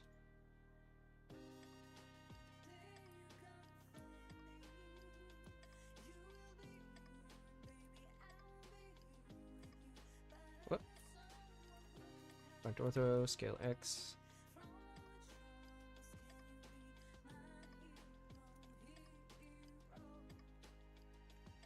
Let's fill these in.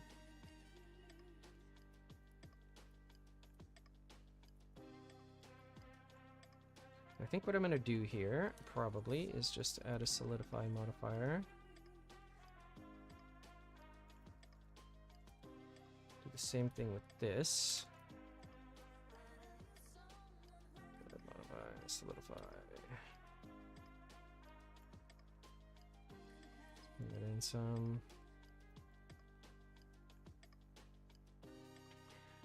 Wow, that's a lot. Yeah, it is. So the idea is that I think it's probably easier to get support by giving free stuff away, like through Patreon and whatever.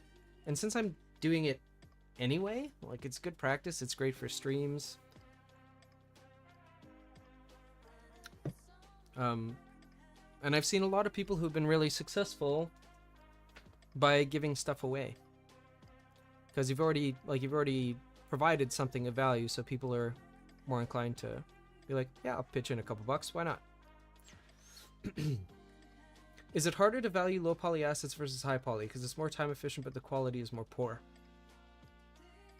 Yeah, I'd say low poly, generally speaking, is less expensive than high poly. Yeah, that's, at least that's from what I've looked at. That's definitely true. Because, like, if you have a low poly character that's rigged and stuff, it's probably going to take a lot less time than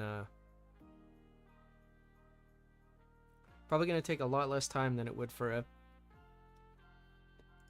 very high poly one to get it rigged and retopologized and textured with UDIMs and all that stuff. So, alright, what do I want to do with this chest? First of all, let's solidify these. We have got what I need. Well, it doesn't really need to be... you know what I do need, actually? Mesh. Cylinder. RY90. Scale it way down. Move it there. Okay. Add mirror. So here's a little tip I could share with you guys. I always have an empty in my level at the origin. You can't see it right now. But in the collection, oh, not in the collection, where is it? Empty, right here. I think it's with the extras. There it is. So there's an empty right there. And basically I just use that as a axis for mirroring, because then I know it's always, always, always in the center. So now I can apply this mirror. Just convert to mesh. Origin to geometry, will put it in the center. I can parent this to this. So I'm going to go Q, object parent, keep transform. And now if I rotate this along the X, ta-da! It'd be an easy way to make a mimic also, actually. But let's have some fun with this, I think. Let's go here. I'm just going to duplicate... I'm going to duplicate these faces. I'm going to split them off. I'm going to go into edit mode. And I'm going to cut it here. Delete those faces. Add a mirror modifier with the empty as the thing. Let's grab this.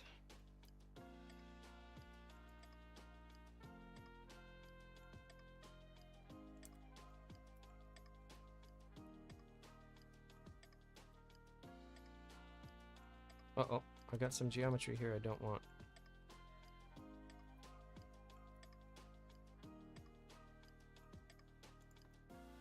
Yes, I don't want any of that.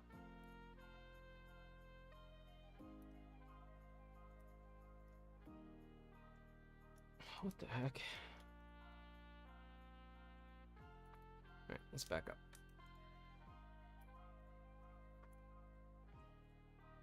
What the heck happened here?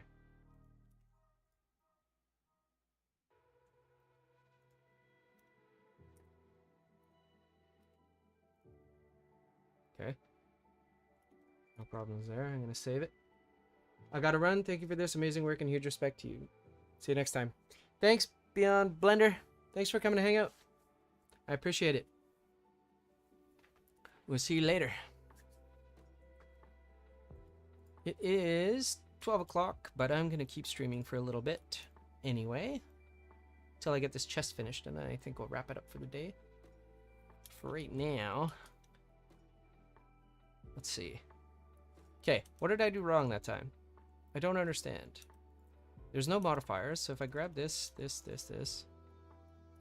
duplicate it, split it off, okay. All scale Y. What is happening? Why is it not doing what I need it to do? Okay, grabbing these faces, Shift D, split selection. Grab that. All scale Y. Oh, I was scaling in the wrong dimension. Sometimes it sucks to be dumb. I just slow myself down. It's really annoying. Mirror across the X with the empty. There we go.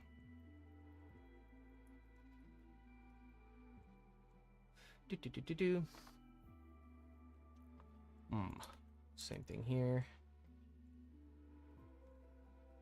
I think we can do this one just something like that. Maybe another loop cut here. What's up, Mayo? Hello, Sebabatso. Sebabatso. Am I a game programmer? No, I am not. I am an amateur 3D artist, an enthusiast. Whoa, Caldnell, thank you. Thank you for the super chat. I appreciate that very, very much. W stream, let's go. Thank you, Caldnell. I really, really appreciate that. Are you a game programmer? No. No. I am an enthusiastic amateur 3D artist who really likes messing around, making environments, and teaching other people. What's up, Mayo? Been a minute. How you doing?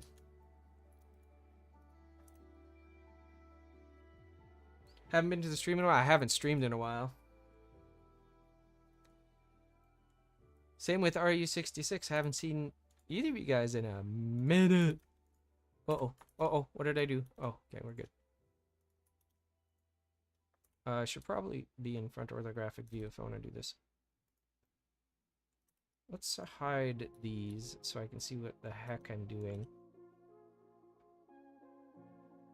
Okay, do I care about that? Not really.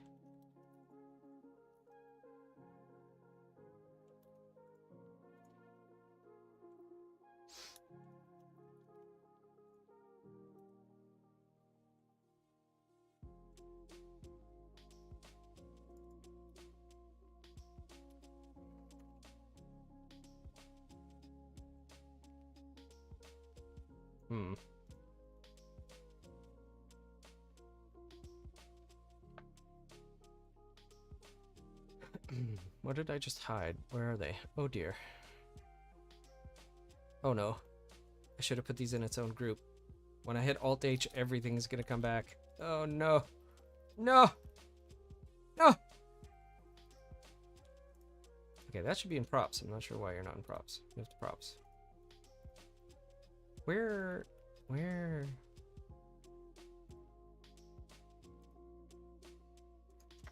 should be a cylinder.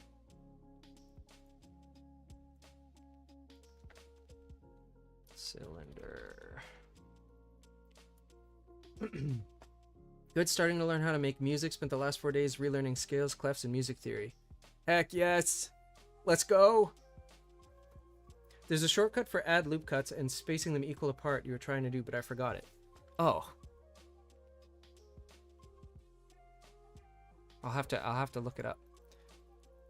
Okay, seriously, what did I... Oh, it's here. Okay. Alright, chat. I'm gonna do this before I make myself lose my mind. Let's shut off extras so I don't need to see them. M. New. Great. There.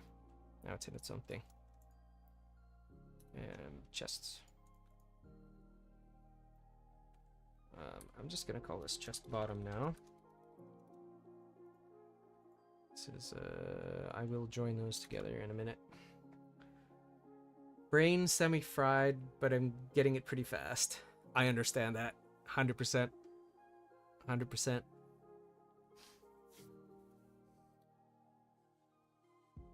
I would just like to take a moment to acknowledge Called Nell. That was the first ever super chat on my channel. Making history. Thank you again. Thank you, thank you. Alright.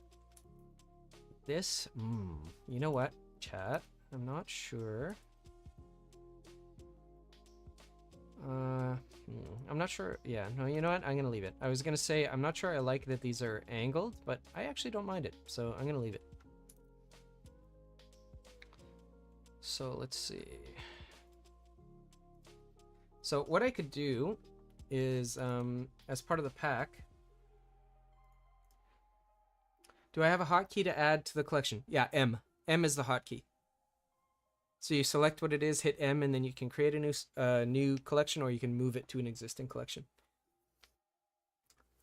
What I could do, and what I probably will do, since I did say I was going to animate something on this stream, is I will export this with an opening animation. I would export it with a closing animation, but I'm pretty sure to save space you could just reverse the regular animation. No problem. Stream is cool to warm up to... Oh, watch while I study for my classes. I appreciate it. I very much appreciate it.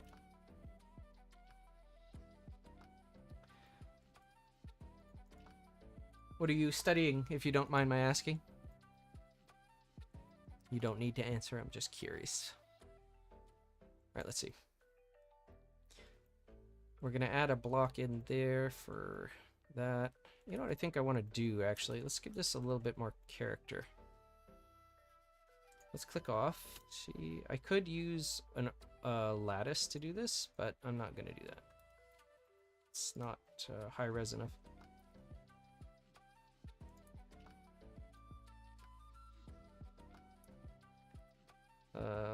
Let's make sure I'm not selecting the top. Okay.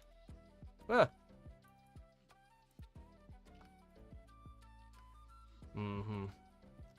Okay, let's back that up. I want to turn on proportional editing. That's a bit better.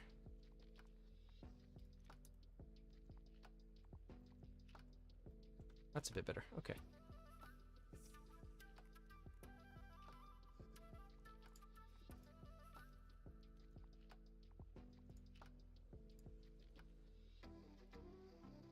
What? Where do those cylinders go again?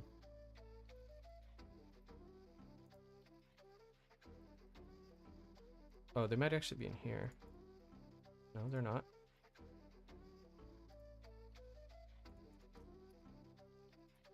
Just had it in isolation, that's why. Computer science, nice. Very nice. Okay, let's see. That looks a bit better. Let's go here. I'm just gonna add another loop cut just for funsies. Let's turn proportional editing off.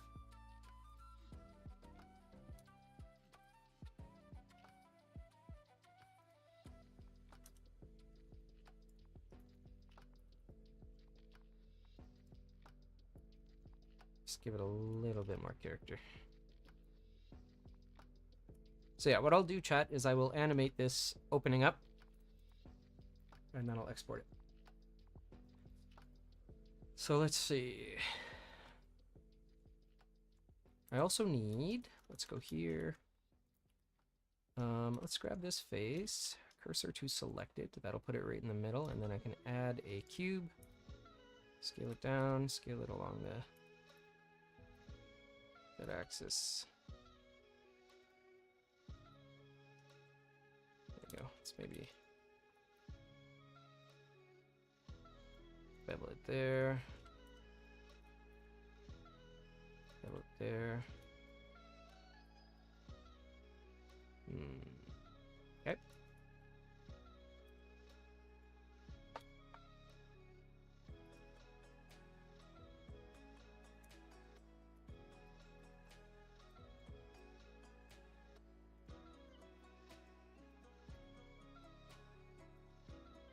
What the heck happened there? I'm not sure exactly what it's doing. Ah.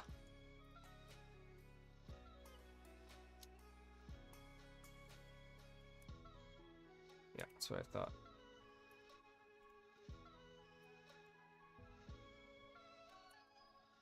Any more duplicates? Whoa.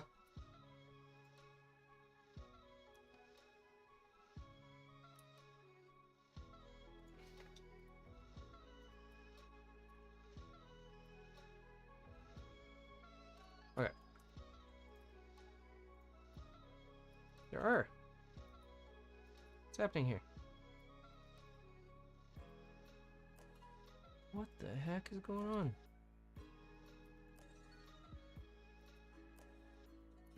Okay. Fine. It's fixed now.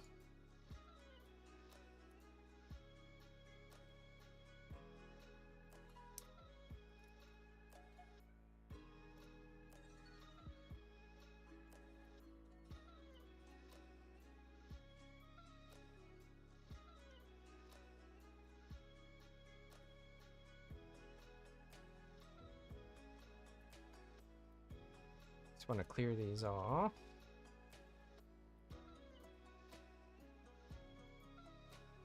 Something like that.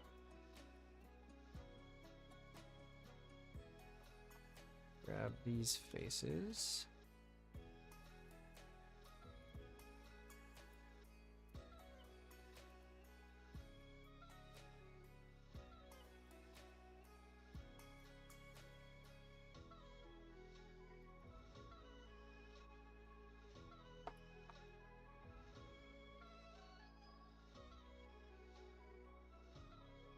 could inset these also.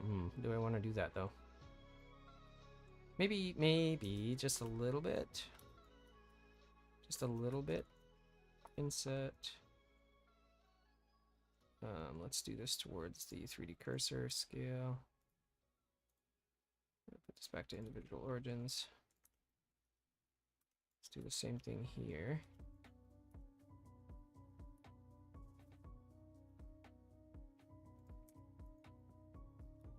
Let's maybe grab this.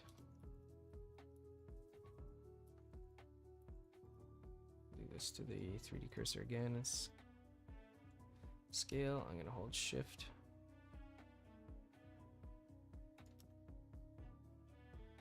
Oh, that's not what I want to do.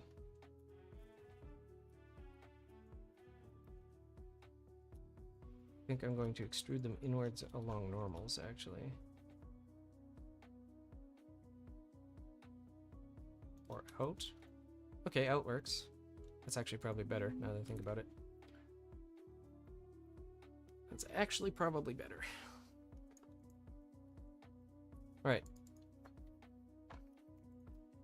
Now, if I join these together, it should inherit, if this one is selected second, it should inherit that as its pivot, which is good. So these, okay, I joined that together already. Go me. Alright, so let's see our X. Ugh. Oh yeah, don't go around. Go around individual origins. Here we go. J. Ah! For to mesh, then join Q. Okay, now our X. Am I seeing duplicate geometry here?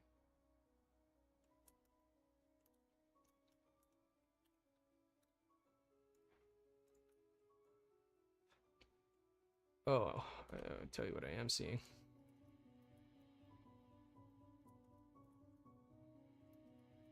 Something weird. Yeah, there are duplicate faces here. Why?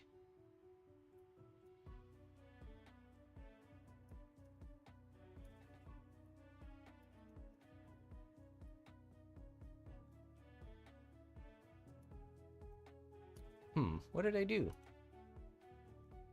Right? I think it was when I did this. Nope, I can still see them.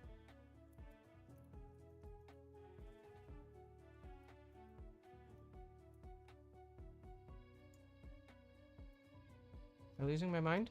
Possible. Entirely possible I'm losing my mind. Could be.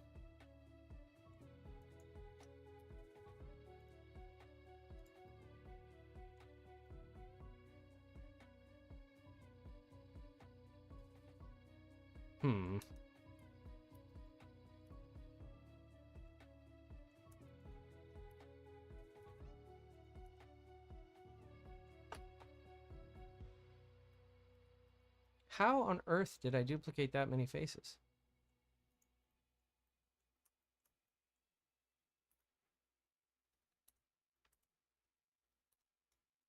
Alright, well, let's move this.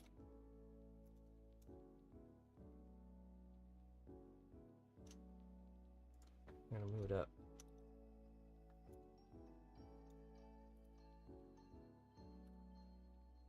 By distance is 0.08.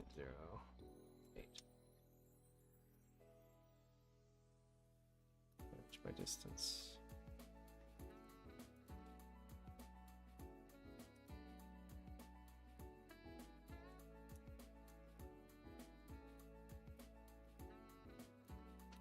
I don't know what the heck happened. What I might do, though, fix it.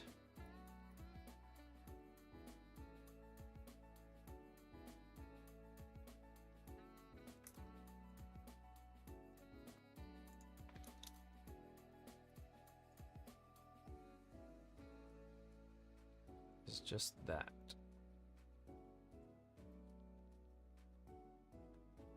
Because if I grab this, L, E selection, it's fine. I should be able to solidify this now.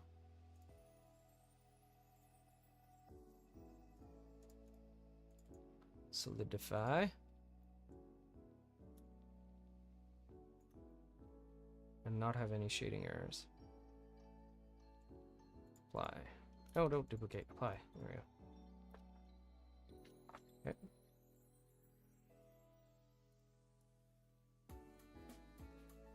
Alrighty. Problem solved. Emergency averted. Hello, you shorts. How's it going? Let's see. Okay. Are these joined yet? No. This. Okay, mesh. Okay, do I have any modifiers? Yes. Convert that to a mesh, please. Join those two together. Join this and that. Control J. Good. That's ready for animating. These two need to be joined together. It's fine. Alrighty. I'm good. What about me? I am also good. I'm also doing quite well. I want to... let's see. Pressure to world origin. I want these on individual origins. Alt-E. Crap. Alt-E.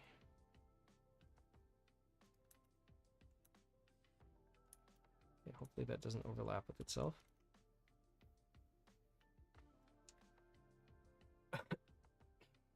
Okay. Alright, it's almost animation time, fam. F2, chest bottom. F2, chest top. Let's give it some materials first, shall we?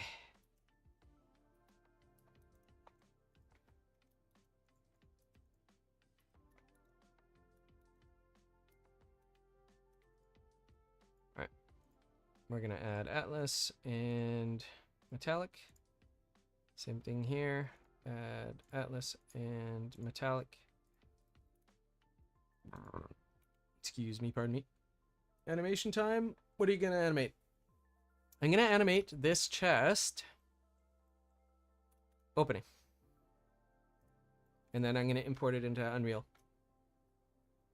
By doing that, basically, if somebody's using the asset, there will be an animation already built in that they could trigger when somebody gets close and interacts with the chest. That's the idea anyway. UV editing. Okay, let's go to this guy here. A scale 0. Whoops. Scale 0.01. 1%, please. All right. Let's grab this into wood somewhere. I think more saturated, something like this. That's nice. Okay, let's grab these strips. We're going to convert these to the metal one. Go plus. Are you joking? It still didn't inset that other side? Ugh. Ugh. Okay, it's fine.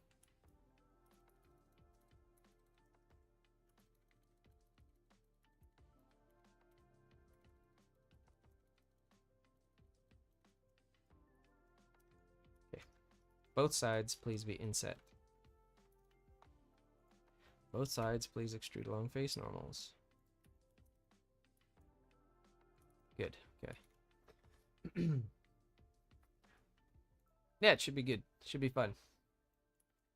Let's see. Okay, so edit.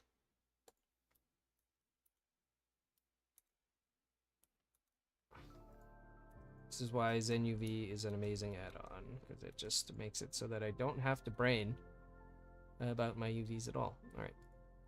Atlas. Unless I really want to. Certainly not for low poly, anyway. Metallic, there we go. UV editing, let's grab this A. So I'm going to scale them all down to 1. Move them to the somewhat warm wood. Let's grab that and that. Throw it. Move it to the metal. And then we'll just go to here and assign. There we go. Now that bit's metallic. This should probably be gold though.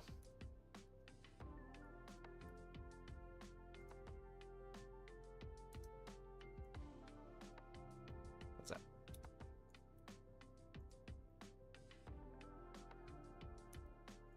Maybe move it over, see if we like that better. Yes, I like that better. Okay, let's go to this guy. Grab them all, scale to 1%. Let's move them also to this wood color. Lee LaBeouf, tunnel vision. I move all over the model and forget stuff. Same here. I think that afflicts us all, really. Let's make all of this. I'll just grow this up. Yep. Same thing. Let's grab that one.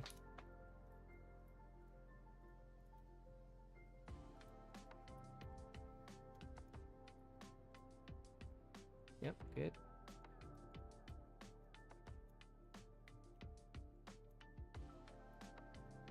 Grab these.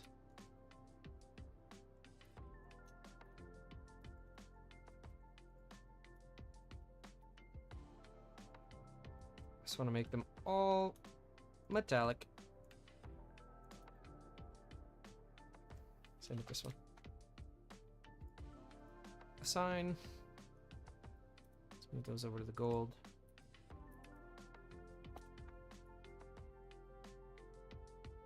Okay, not bad. Let's grab these wood ones.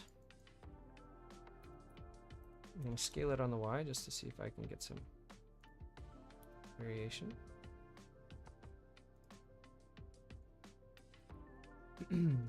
Or zoom out and I see a vertice stretching to infinity. Been there too. Alright, let's see. Which way do I like?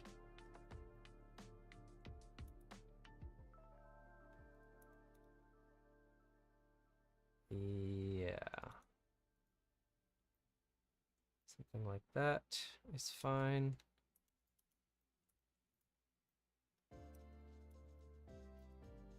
Let's turn this on. I'm just going to darken these a little bit. Let me just shut my overlay off so I can see what's happening. Just a smidge. Go to this one. Let's give this loop a little bit of a darker color. And they're all stretched out all over the place. Let's go a bit darker. Too much. Just a little bit? No, even that's too much.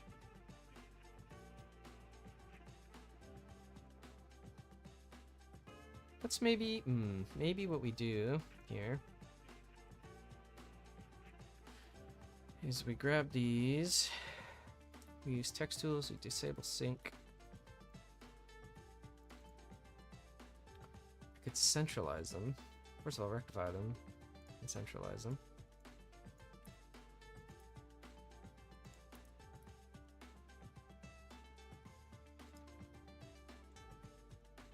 See that?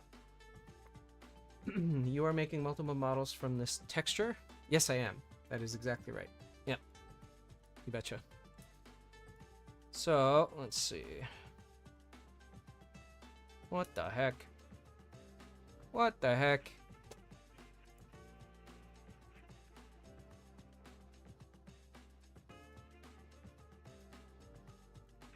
Weird. Okay, let's go back to UV editing.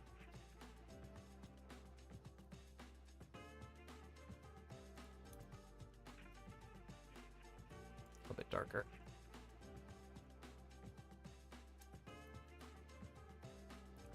I think I want to yeah.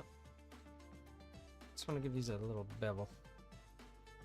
A little visual interest there. Also, this is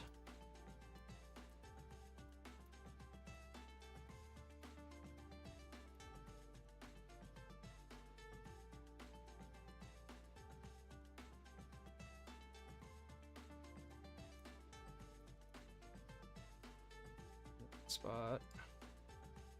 These should also be gold and should be further back. I want this to be directly on that hinge, so there we go. Alright. Linked, linked. Let's grab these, assign metal to them, and then grab them. Let's turn sync back on and grab them over to the gold. Here we go.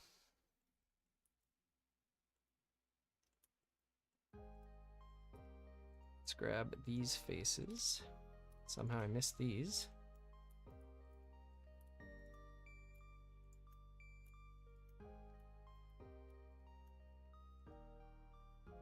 Assign. Move them over to the gold also. Maybe a bit darker. Yep.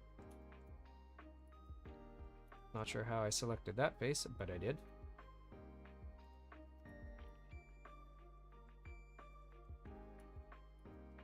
Should the sides here be gold or wood? That is the question. That is the question. Let's actually bevel these. Grab these central little bits of them.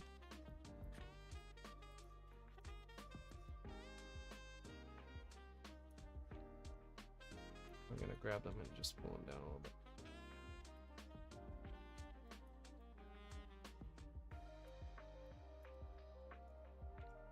There's now some faces we need to... Oh dear, let's undo that. Okay, G, Z, a little tiny bit. There we go. Let's grab these faces. We're just going to make them slightly darker.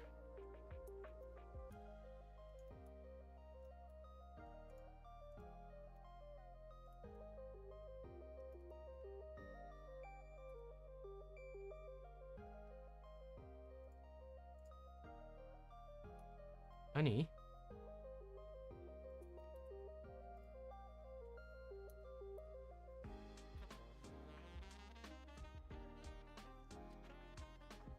Okay, doesn't like that at all for some reason.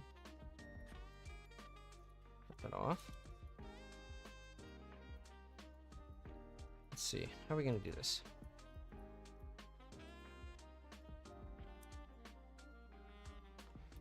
I do want to bevel these. Okay, will be bevel. I'm just gonna drag it out a little bit.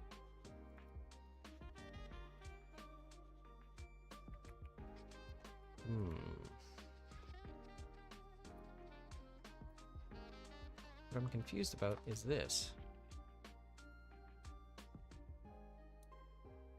Oh, it's way the heck over there. That's why. Okay. Not sure how that happened. Fascinating, though.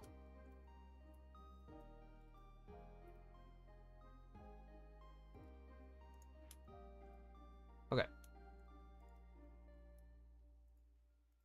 Grab these. Da-da-da.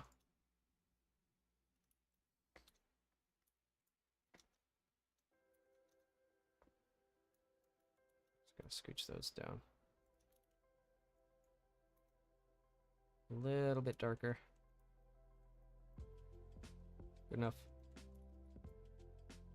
That is good enough. Okay.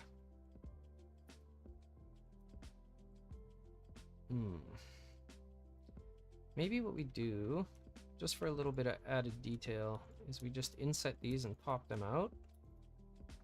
Inset them, Alt-E, extrude along normals, and scale them down a bit.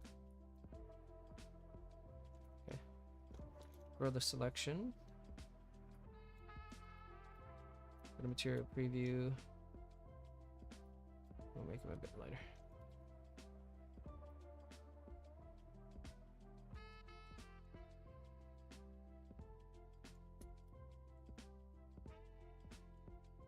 Good enough. Doesn't have to be crazy fancy. Reminds you of Wind Waker? Sweet.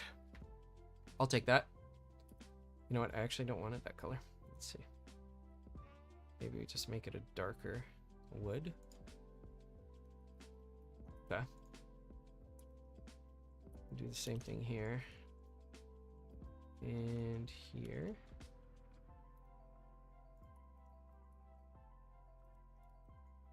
Well, that's way too dark.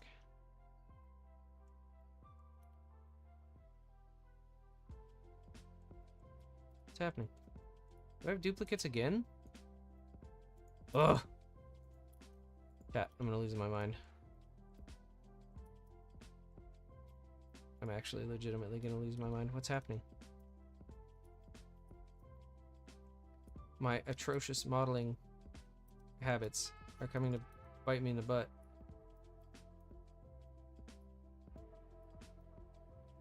How do you use such a big texture for all the objects? Will you split it at the end or something? Nope. I'm just using an image texture, and they all share that one image texture. So you can apply the UVs to any image. And for low poly assets, if you can get them all to share one image texture, it saves a lot of space. So I'm just going to go in and delete these. And these. I'm not concerned about that. Okay.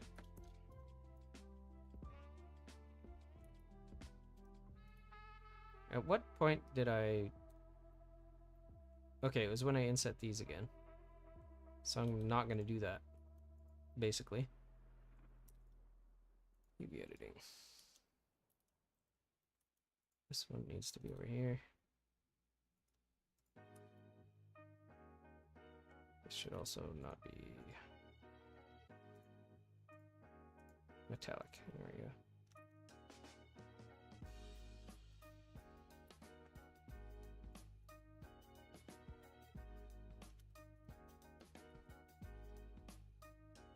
Grab this, throw it once, should be on metallic. Let's move it down.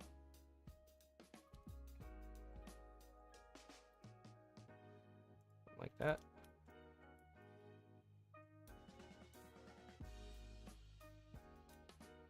All right.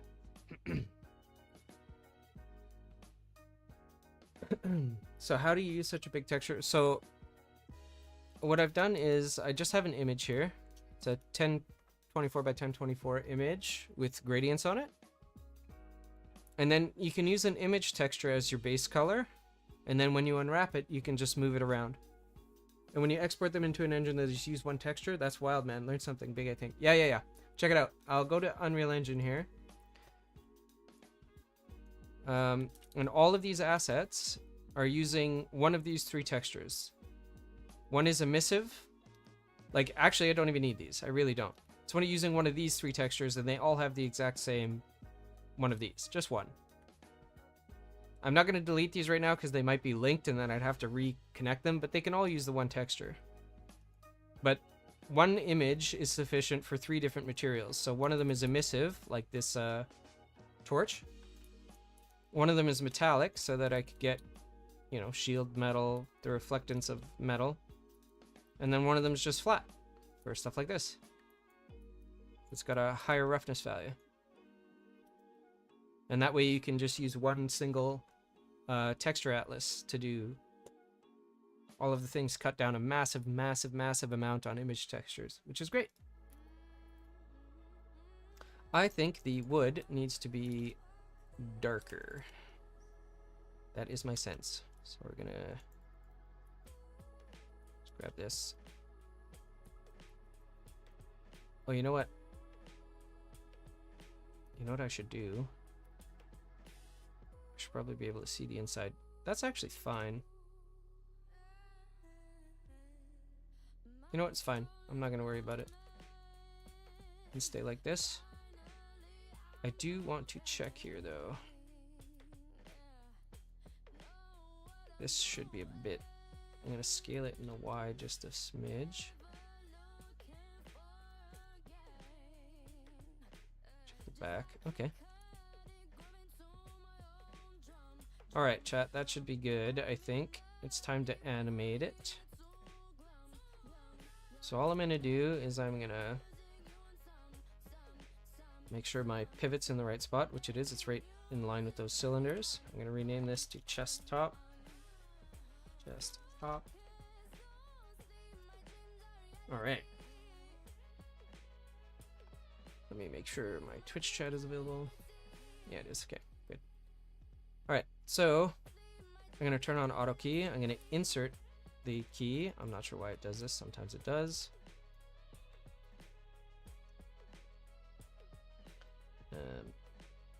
Let me just go here. I will auto key its rotation. There we go.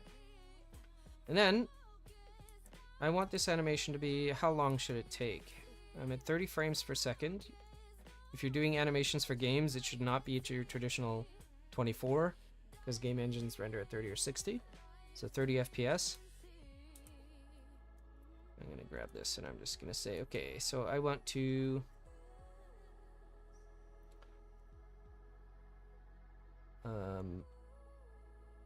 I don't want it to take 2 seconds to open. Let's have it take 1 second to open and then see what we think. I'm just gonna, oops, RX. I'm just gonna overshoot just a little bit and then pull it back to where it was.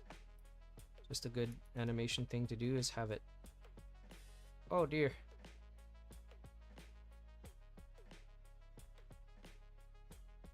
Okay, let's see, object transforms. It's rotating on what? It's an Euler.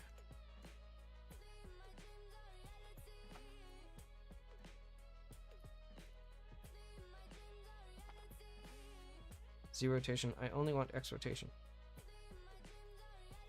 What am I doing? Okay, let's redo this. No! Okay, unkeyframe those, please. Delete these keyframes.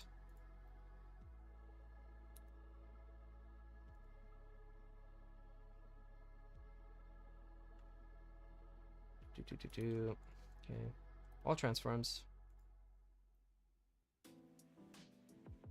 I might actually use an empty to do it. Try Control A and apply all transforms. Yeah, I did. I just did. I have it on a quick menu. Apply all transforms. I think what I want to do though is actually just apply the scale and the rotation, because I want this to stay where it is. Let's see if that helps. Yeah, it's all zeroed out now, so it should. 30 seconds, rotate on the X. Overshoot. Rotate on the X. Come back. Nope.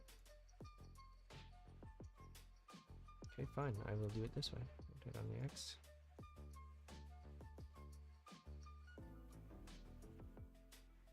Okay, it takes too long.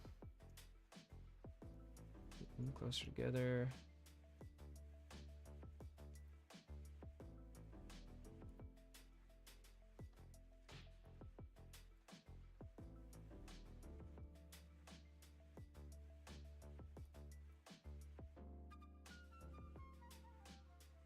Good, it's better. Don't tilt it back too far, you're putting it against the wall. Good call. Very, very good call. Let's put it like that. I'll have this much clearance at least.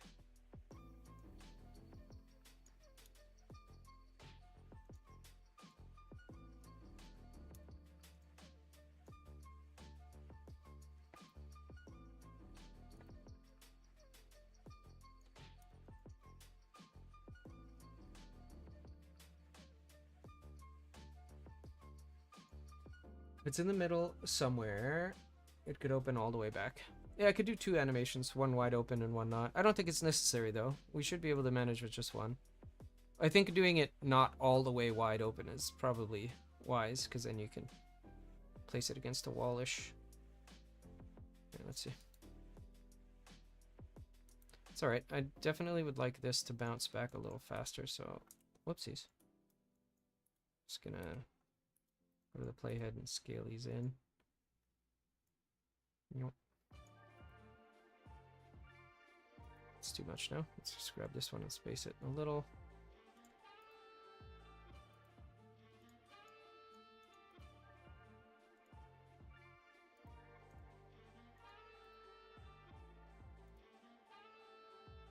Have to use my brain.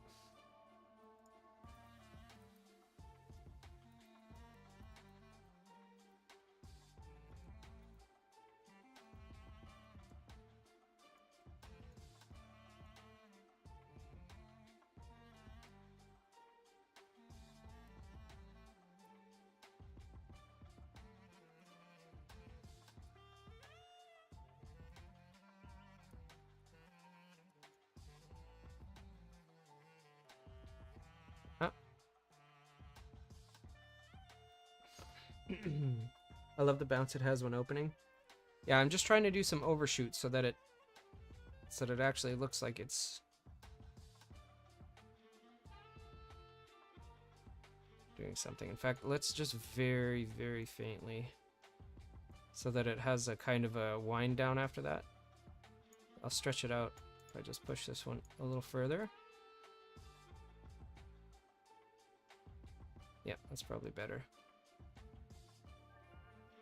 Okay, let's make this animation. It does not take long, so let's grab it.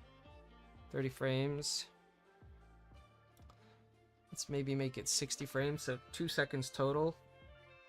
So you can't just immediately shut it again. Well, you could, but... So you don't have to create 20 keyframes. If you don't like the linear animation, you can right-click the animation window and choose the interpolation type. So you have to create 20 keyframes. Yeah, I could go into the graph editor and curve editor if I wanted to, but it's fine.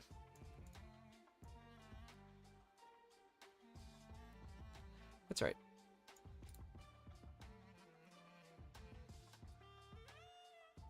All right, let's set this to 90, no, 60. All right.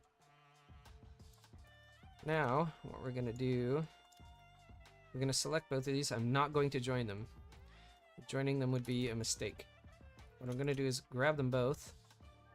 Save. I'm going to export a GLTF, include selected objects, include animation, and chest animated. Export.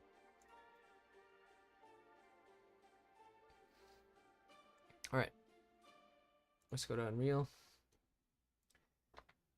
Borbor Boban. It's a great name. Borbor Boban. Just want to say I love your channel and your hand-painted texture tutorials. Thank you very much. That's very nice of you to say. I appreciate it. All right.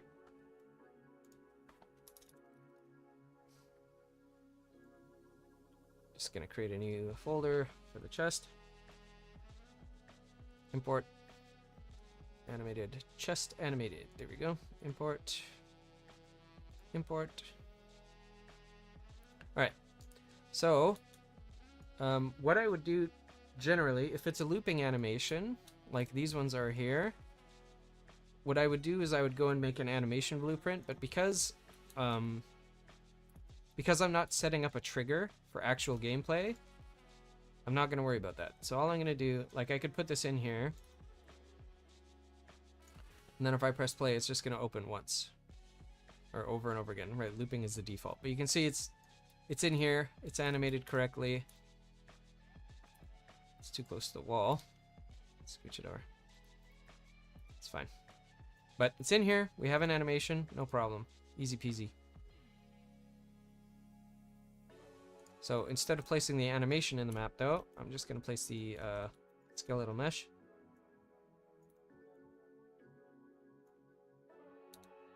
And you would normally place a blueprint in there.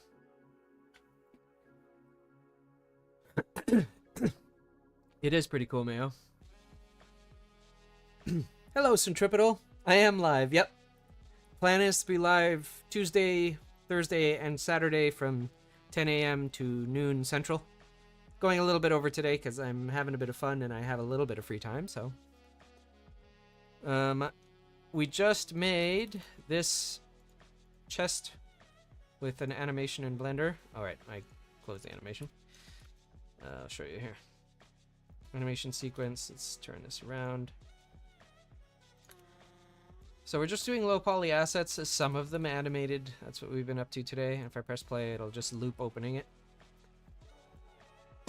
We need to get back to my environments. Yeah, environments are so much fun. That's why I have a degree in environmental design. Although, it's an architecture degree, so it's less fun than video game environment design, but... okay, I'm happy with that. Oh, I actually don't want the...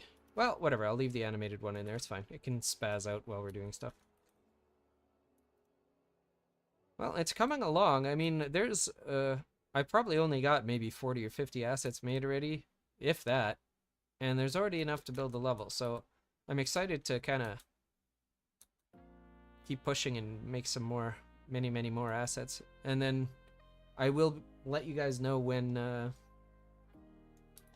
I'll let you guys know when it's ready for you guys to use.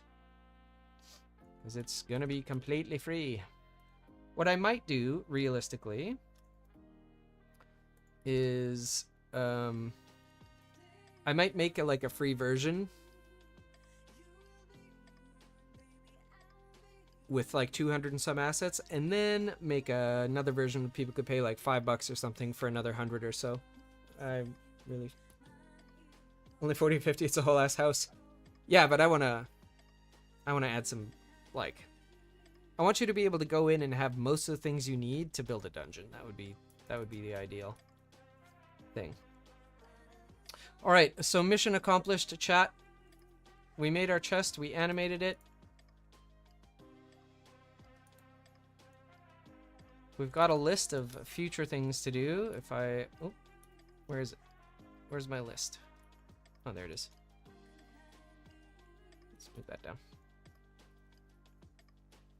Meat chonk. Lots of low poly things to be thinking about.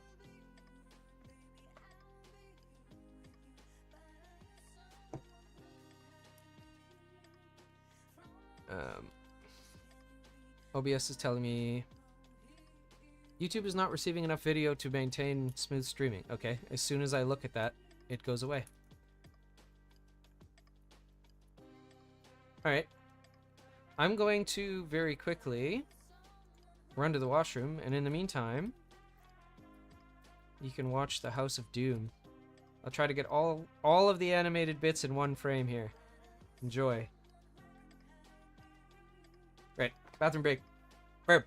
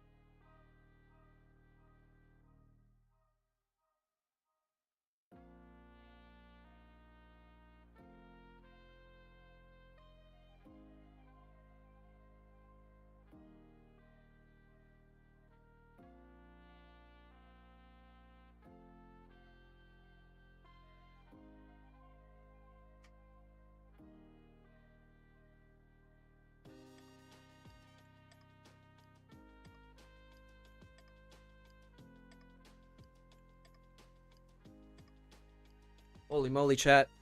I felt like the never-ending pee. Alrighty.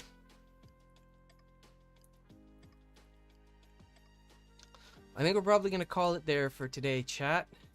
It was a very productive stream.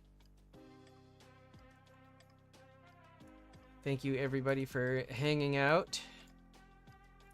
I will be back Thursday. Awesome stream. Thanks, Caldnell. All right, we'll see you Thursday. Thank you again so much for your super chat. I really appreciate it. I will be back 10 a.m. Central Standard Time, CST, on Thursday. So come hang out. We'll make some more assets, do some more animations, and I will answer any questions you might have about Blender as well. All right, everybody. I'll catch you all later. Thanks for stopping by.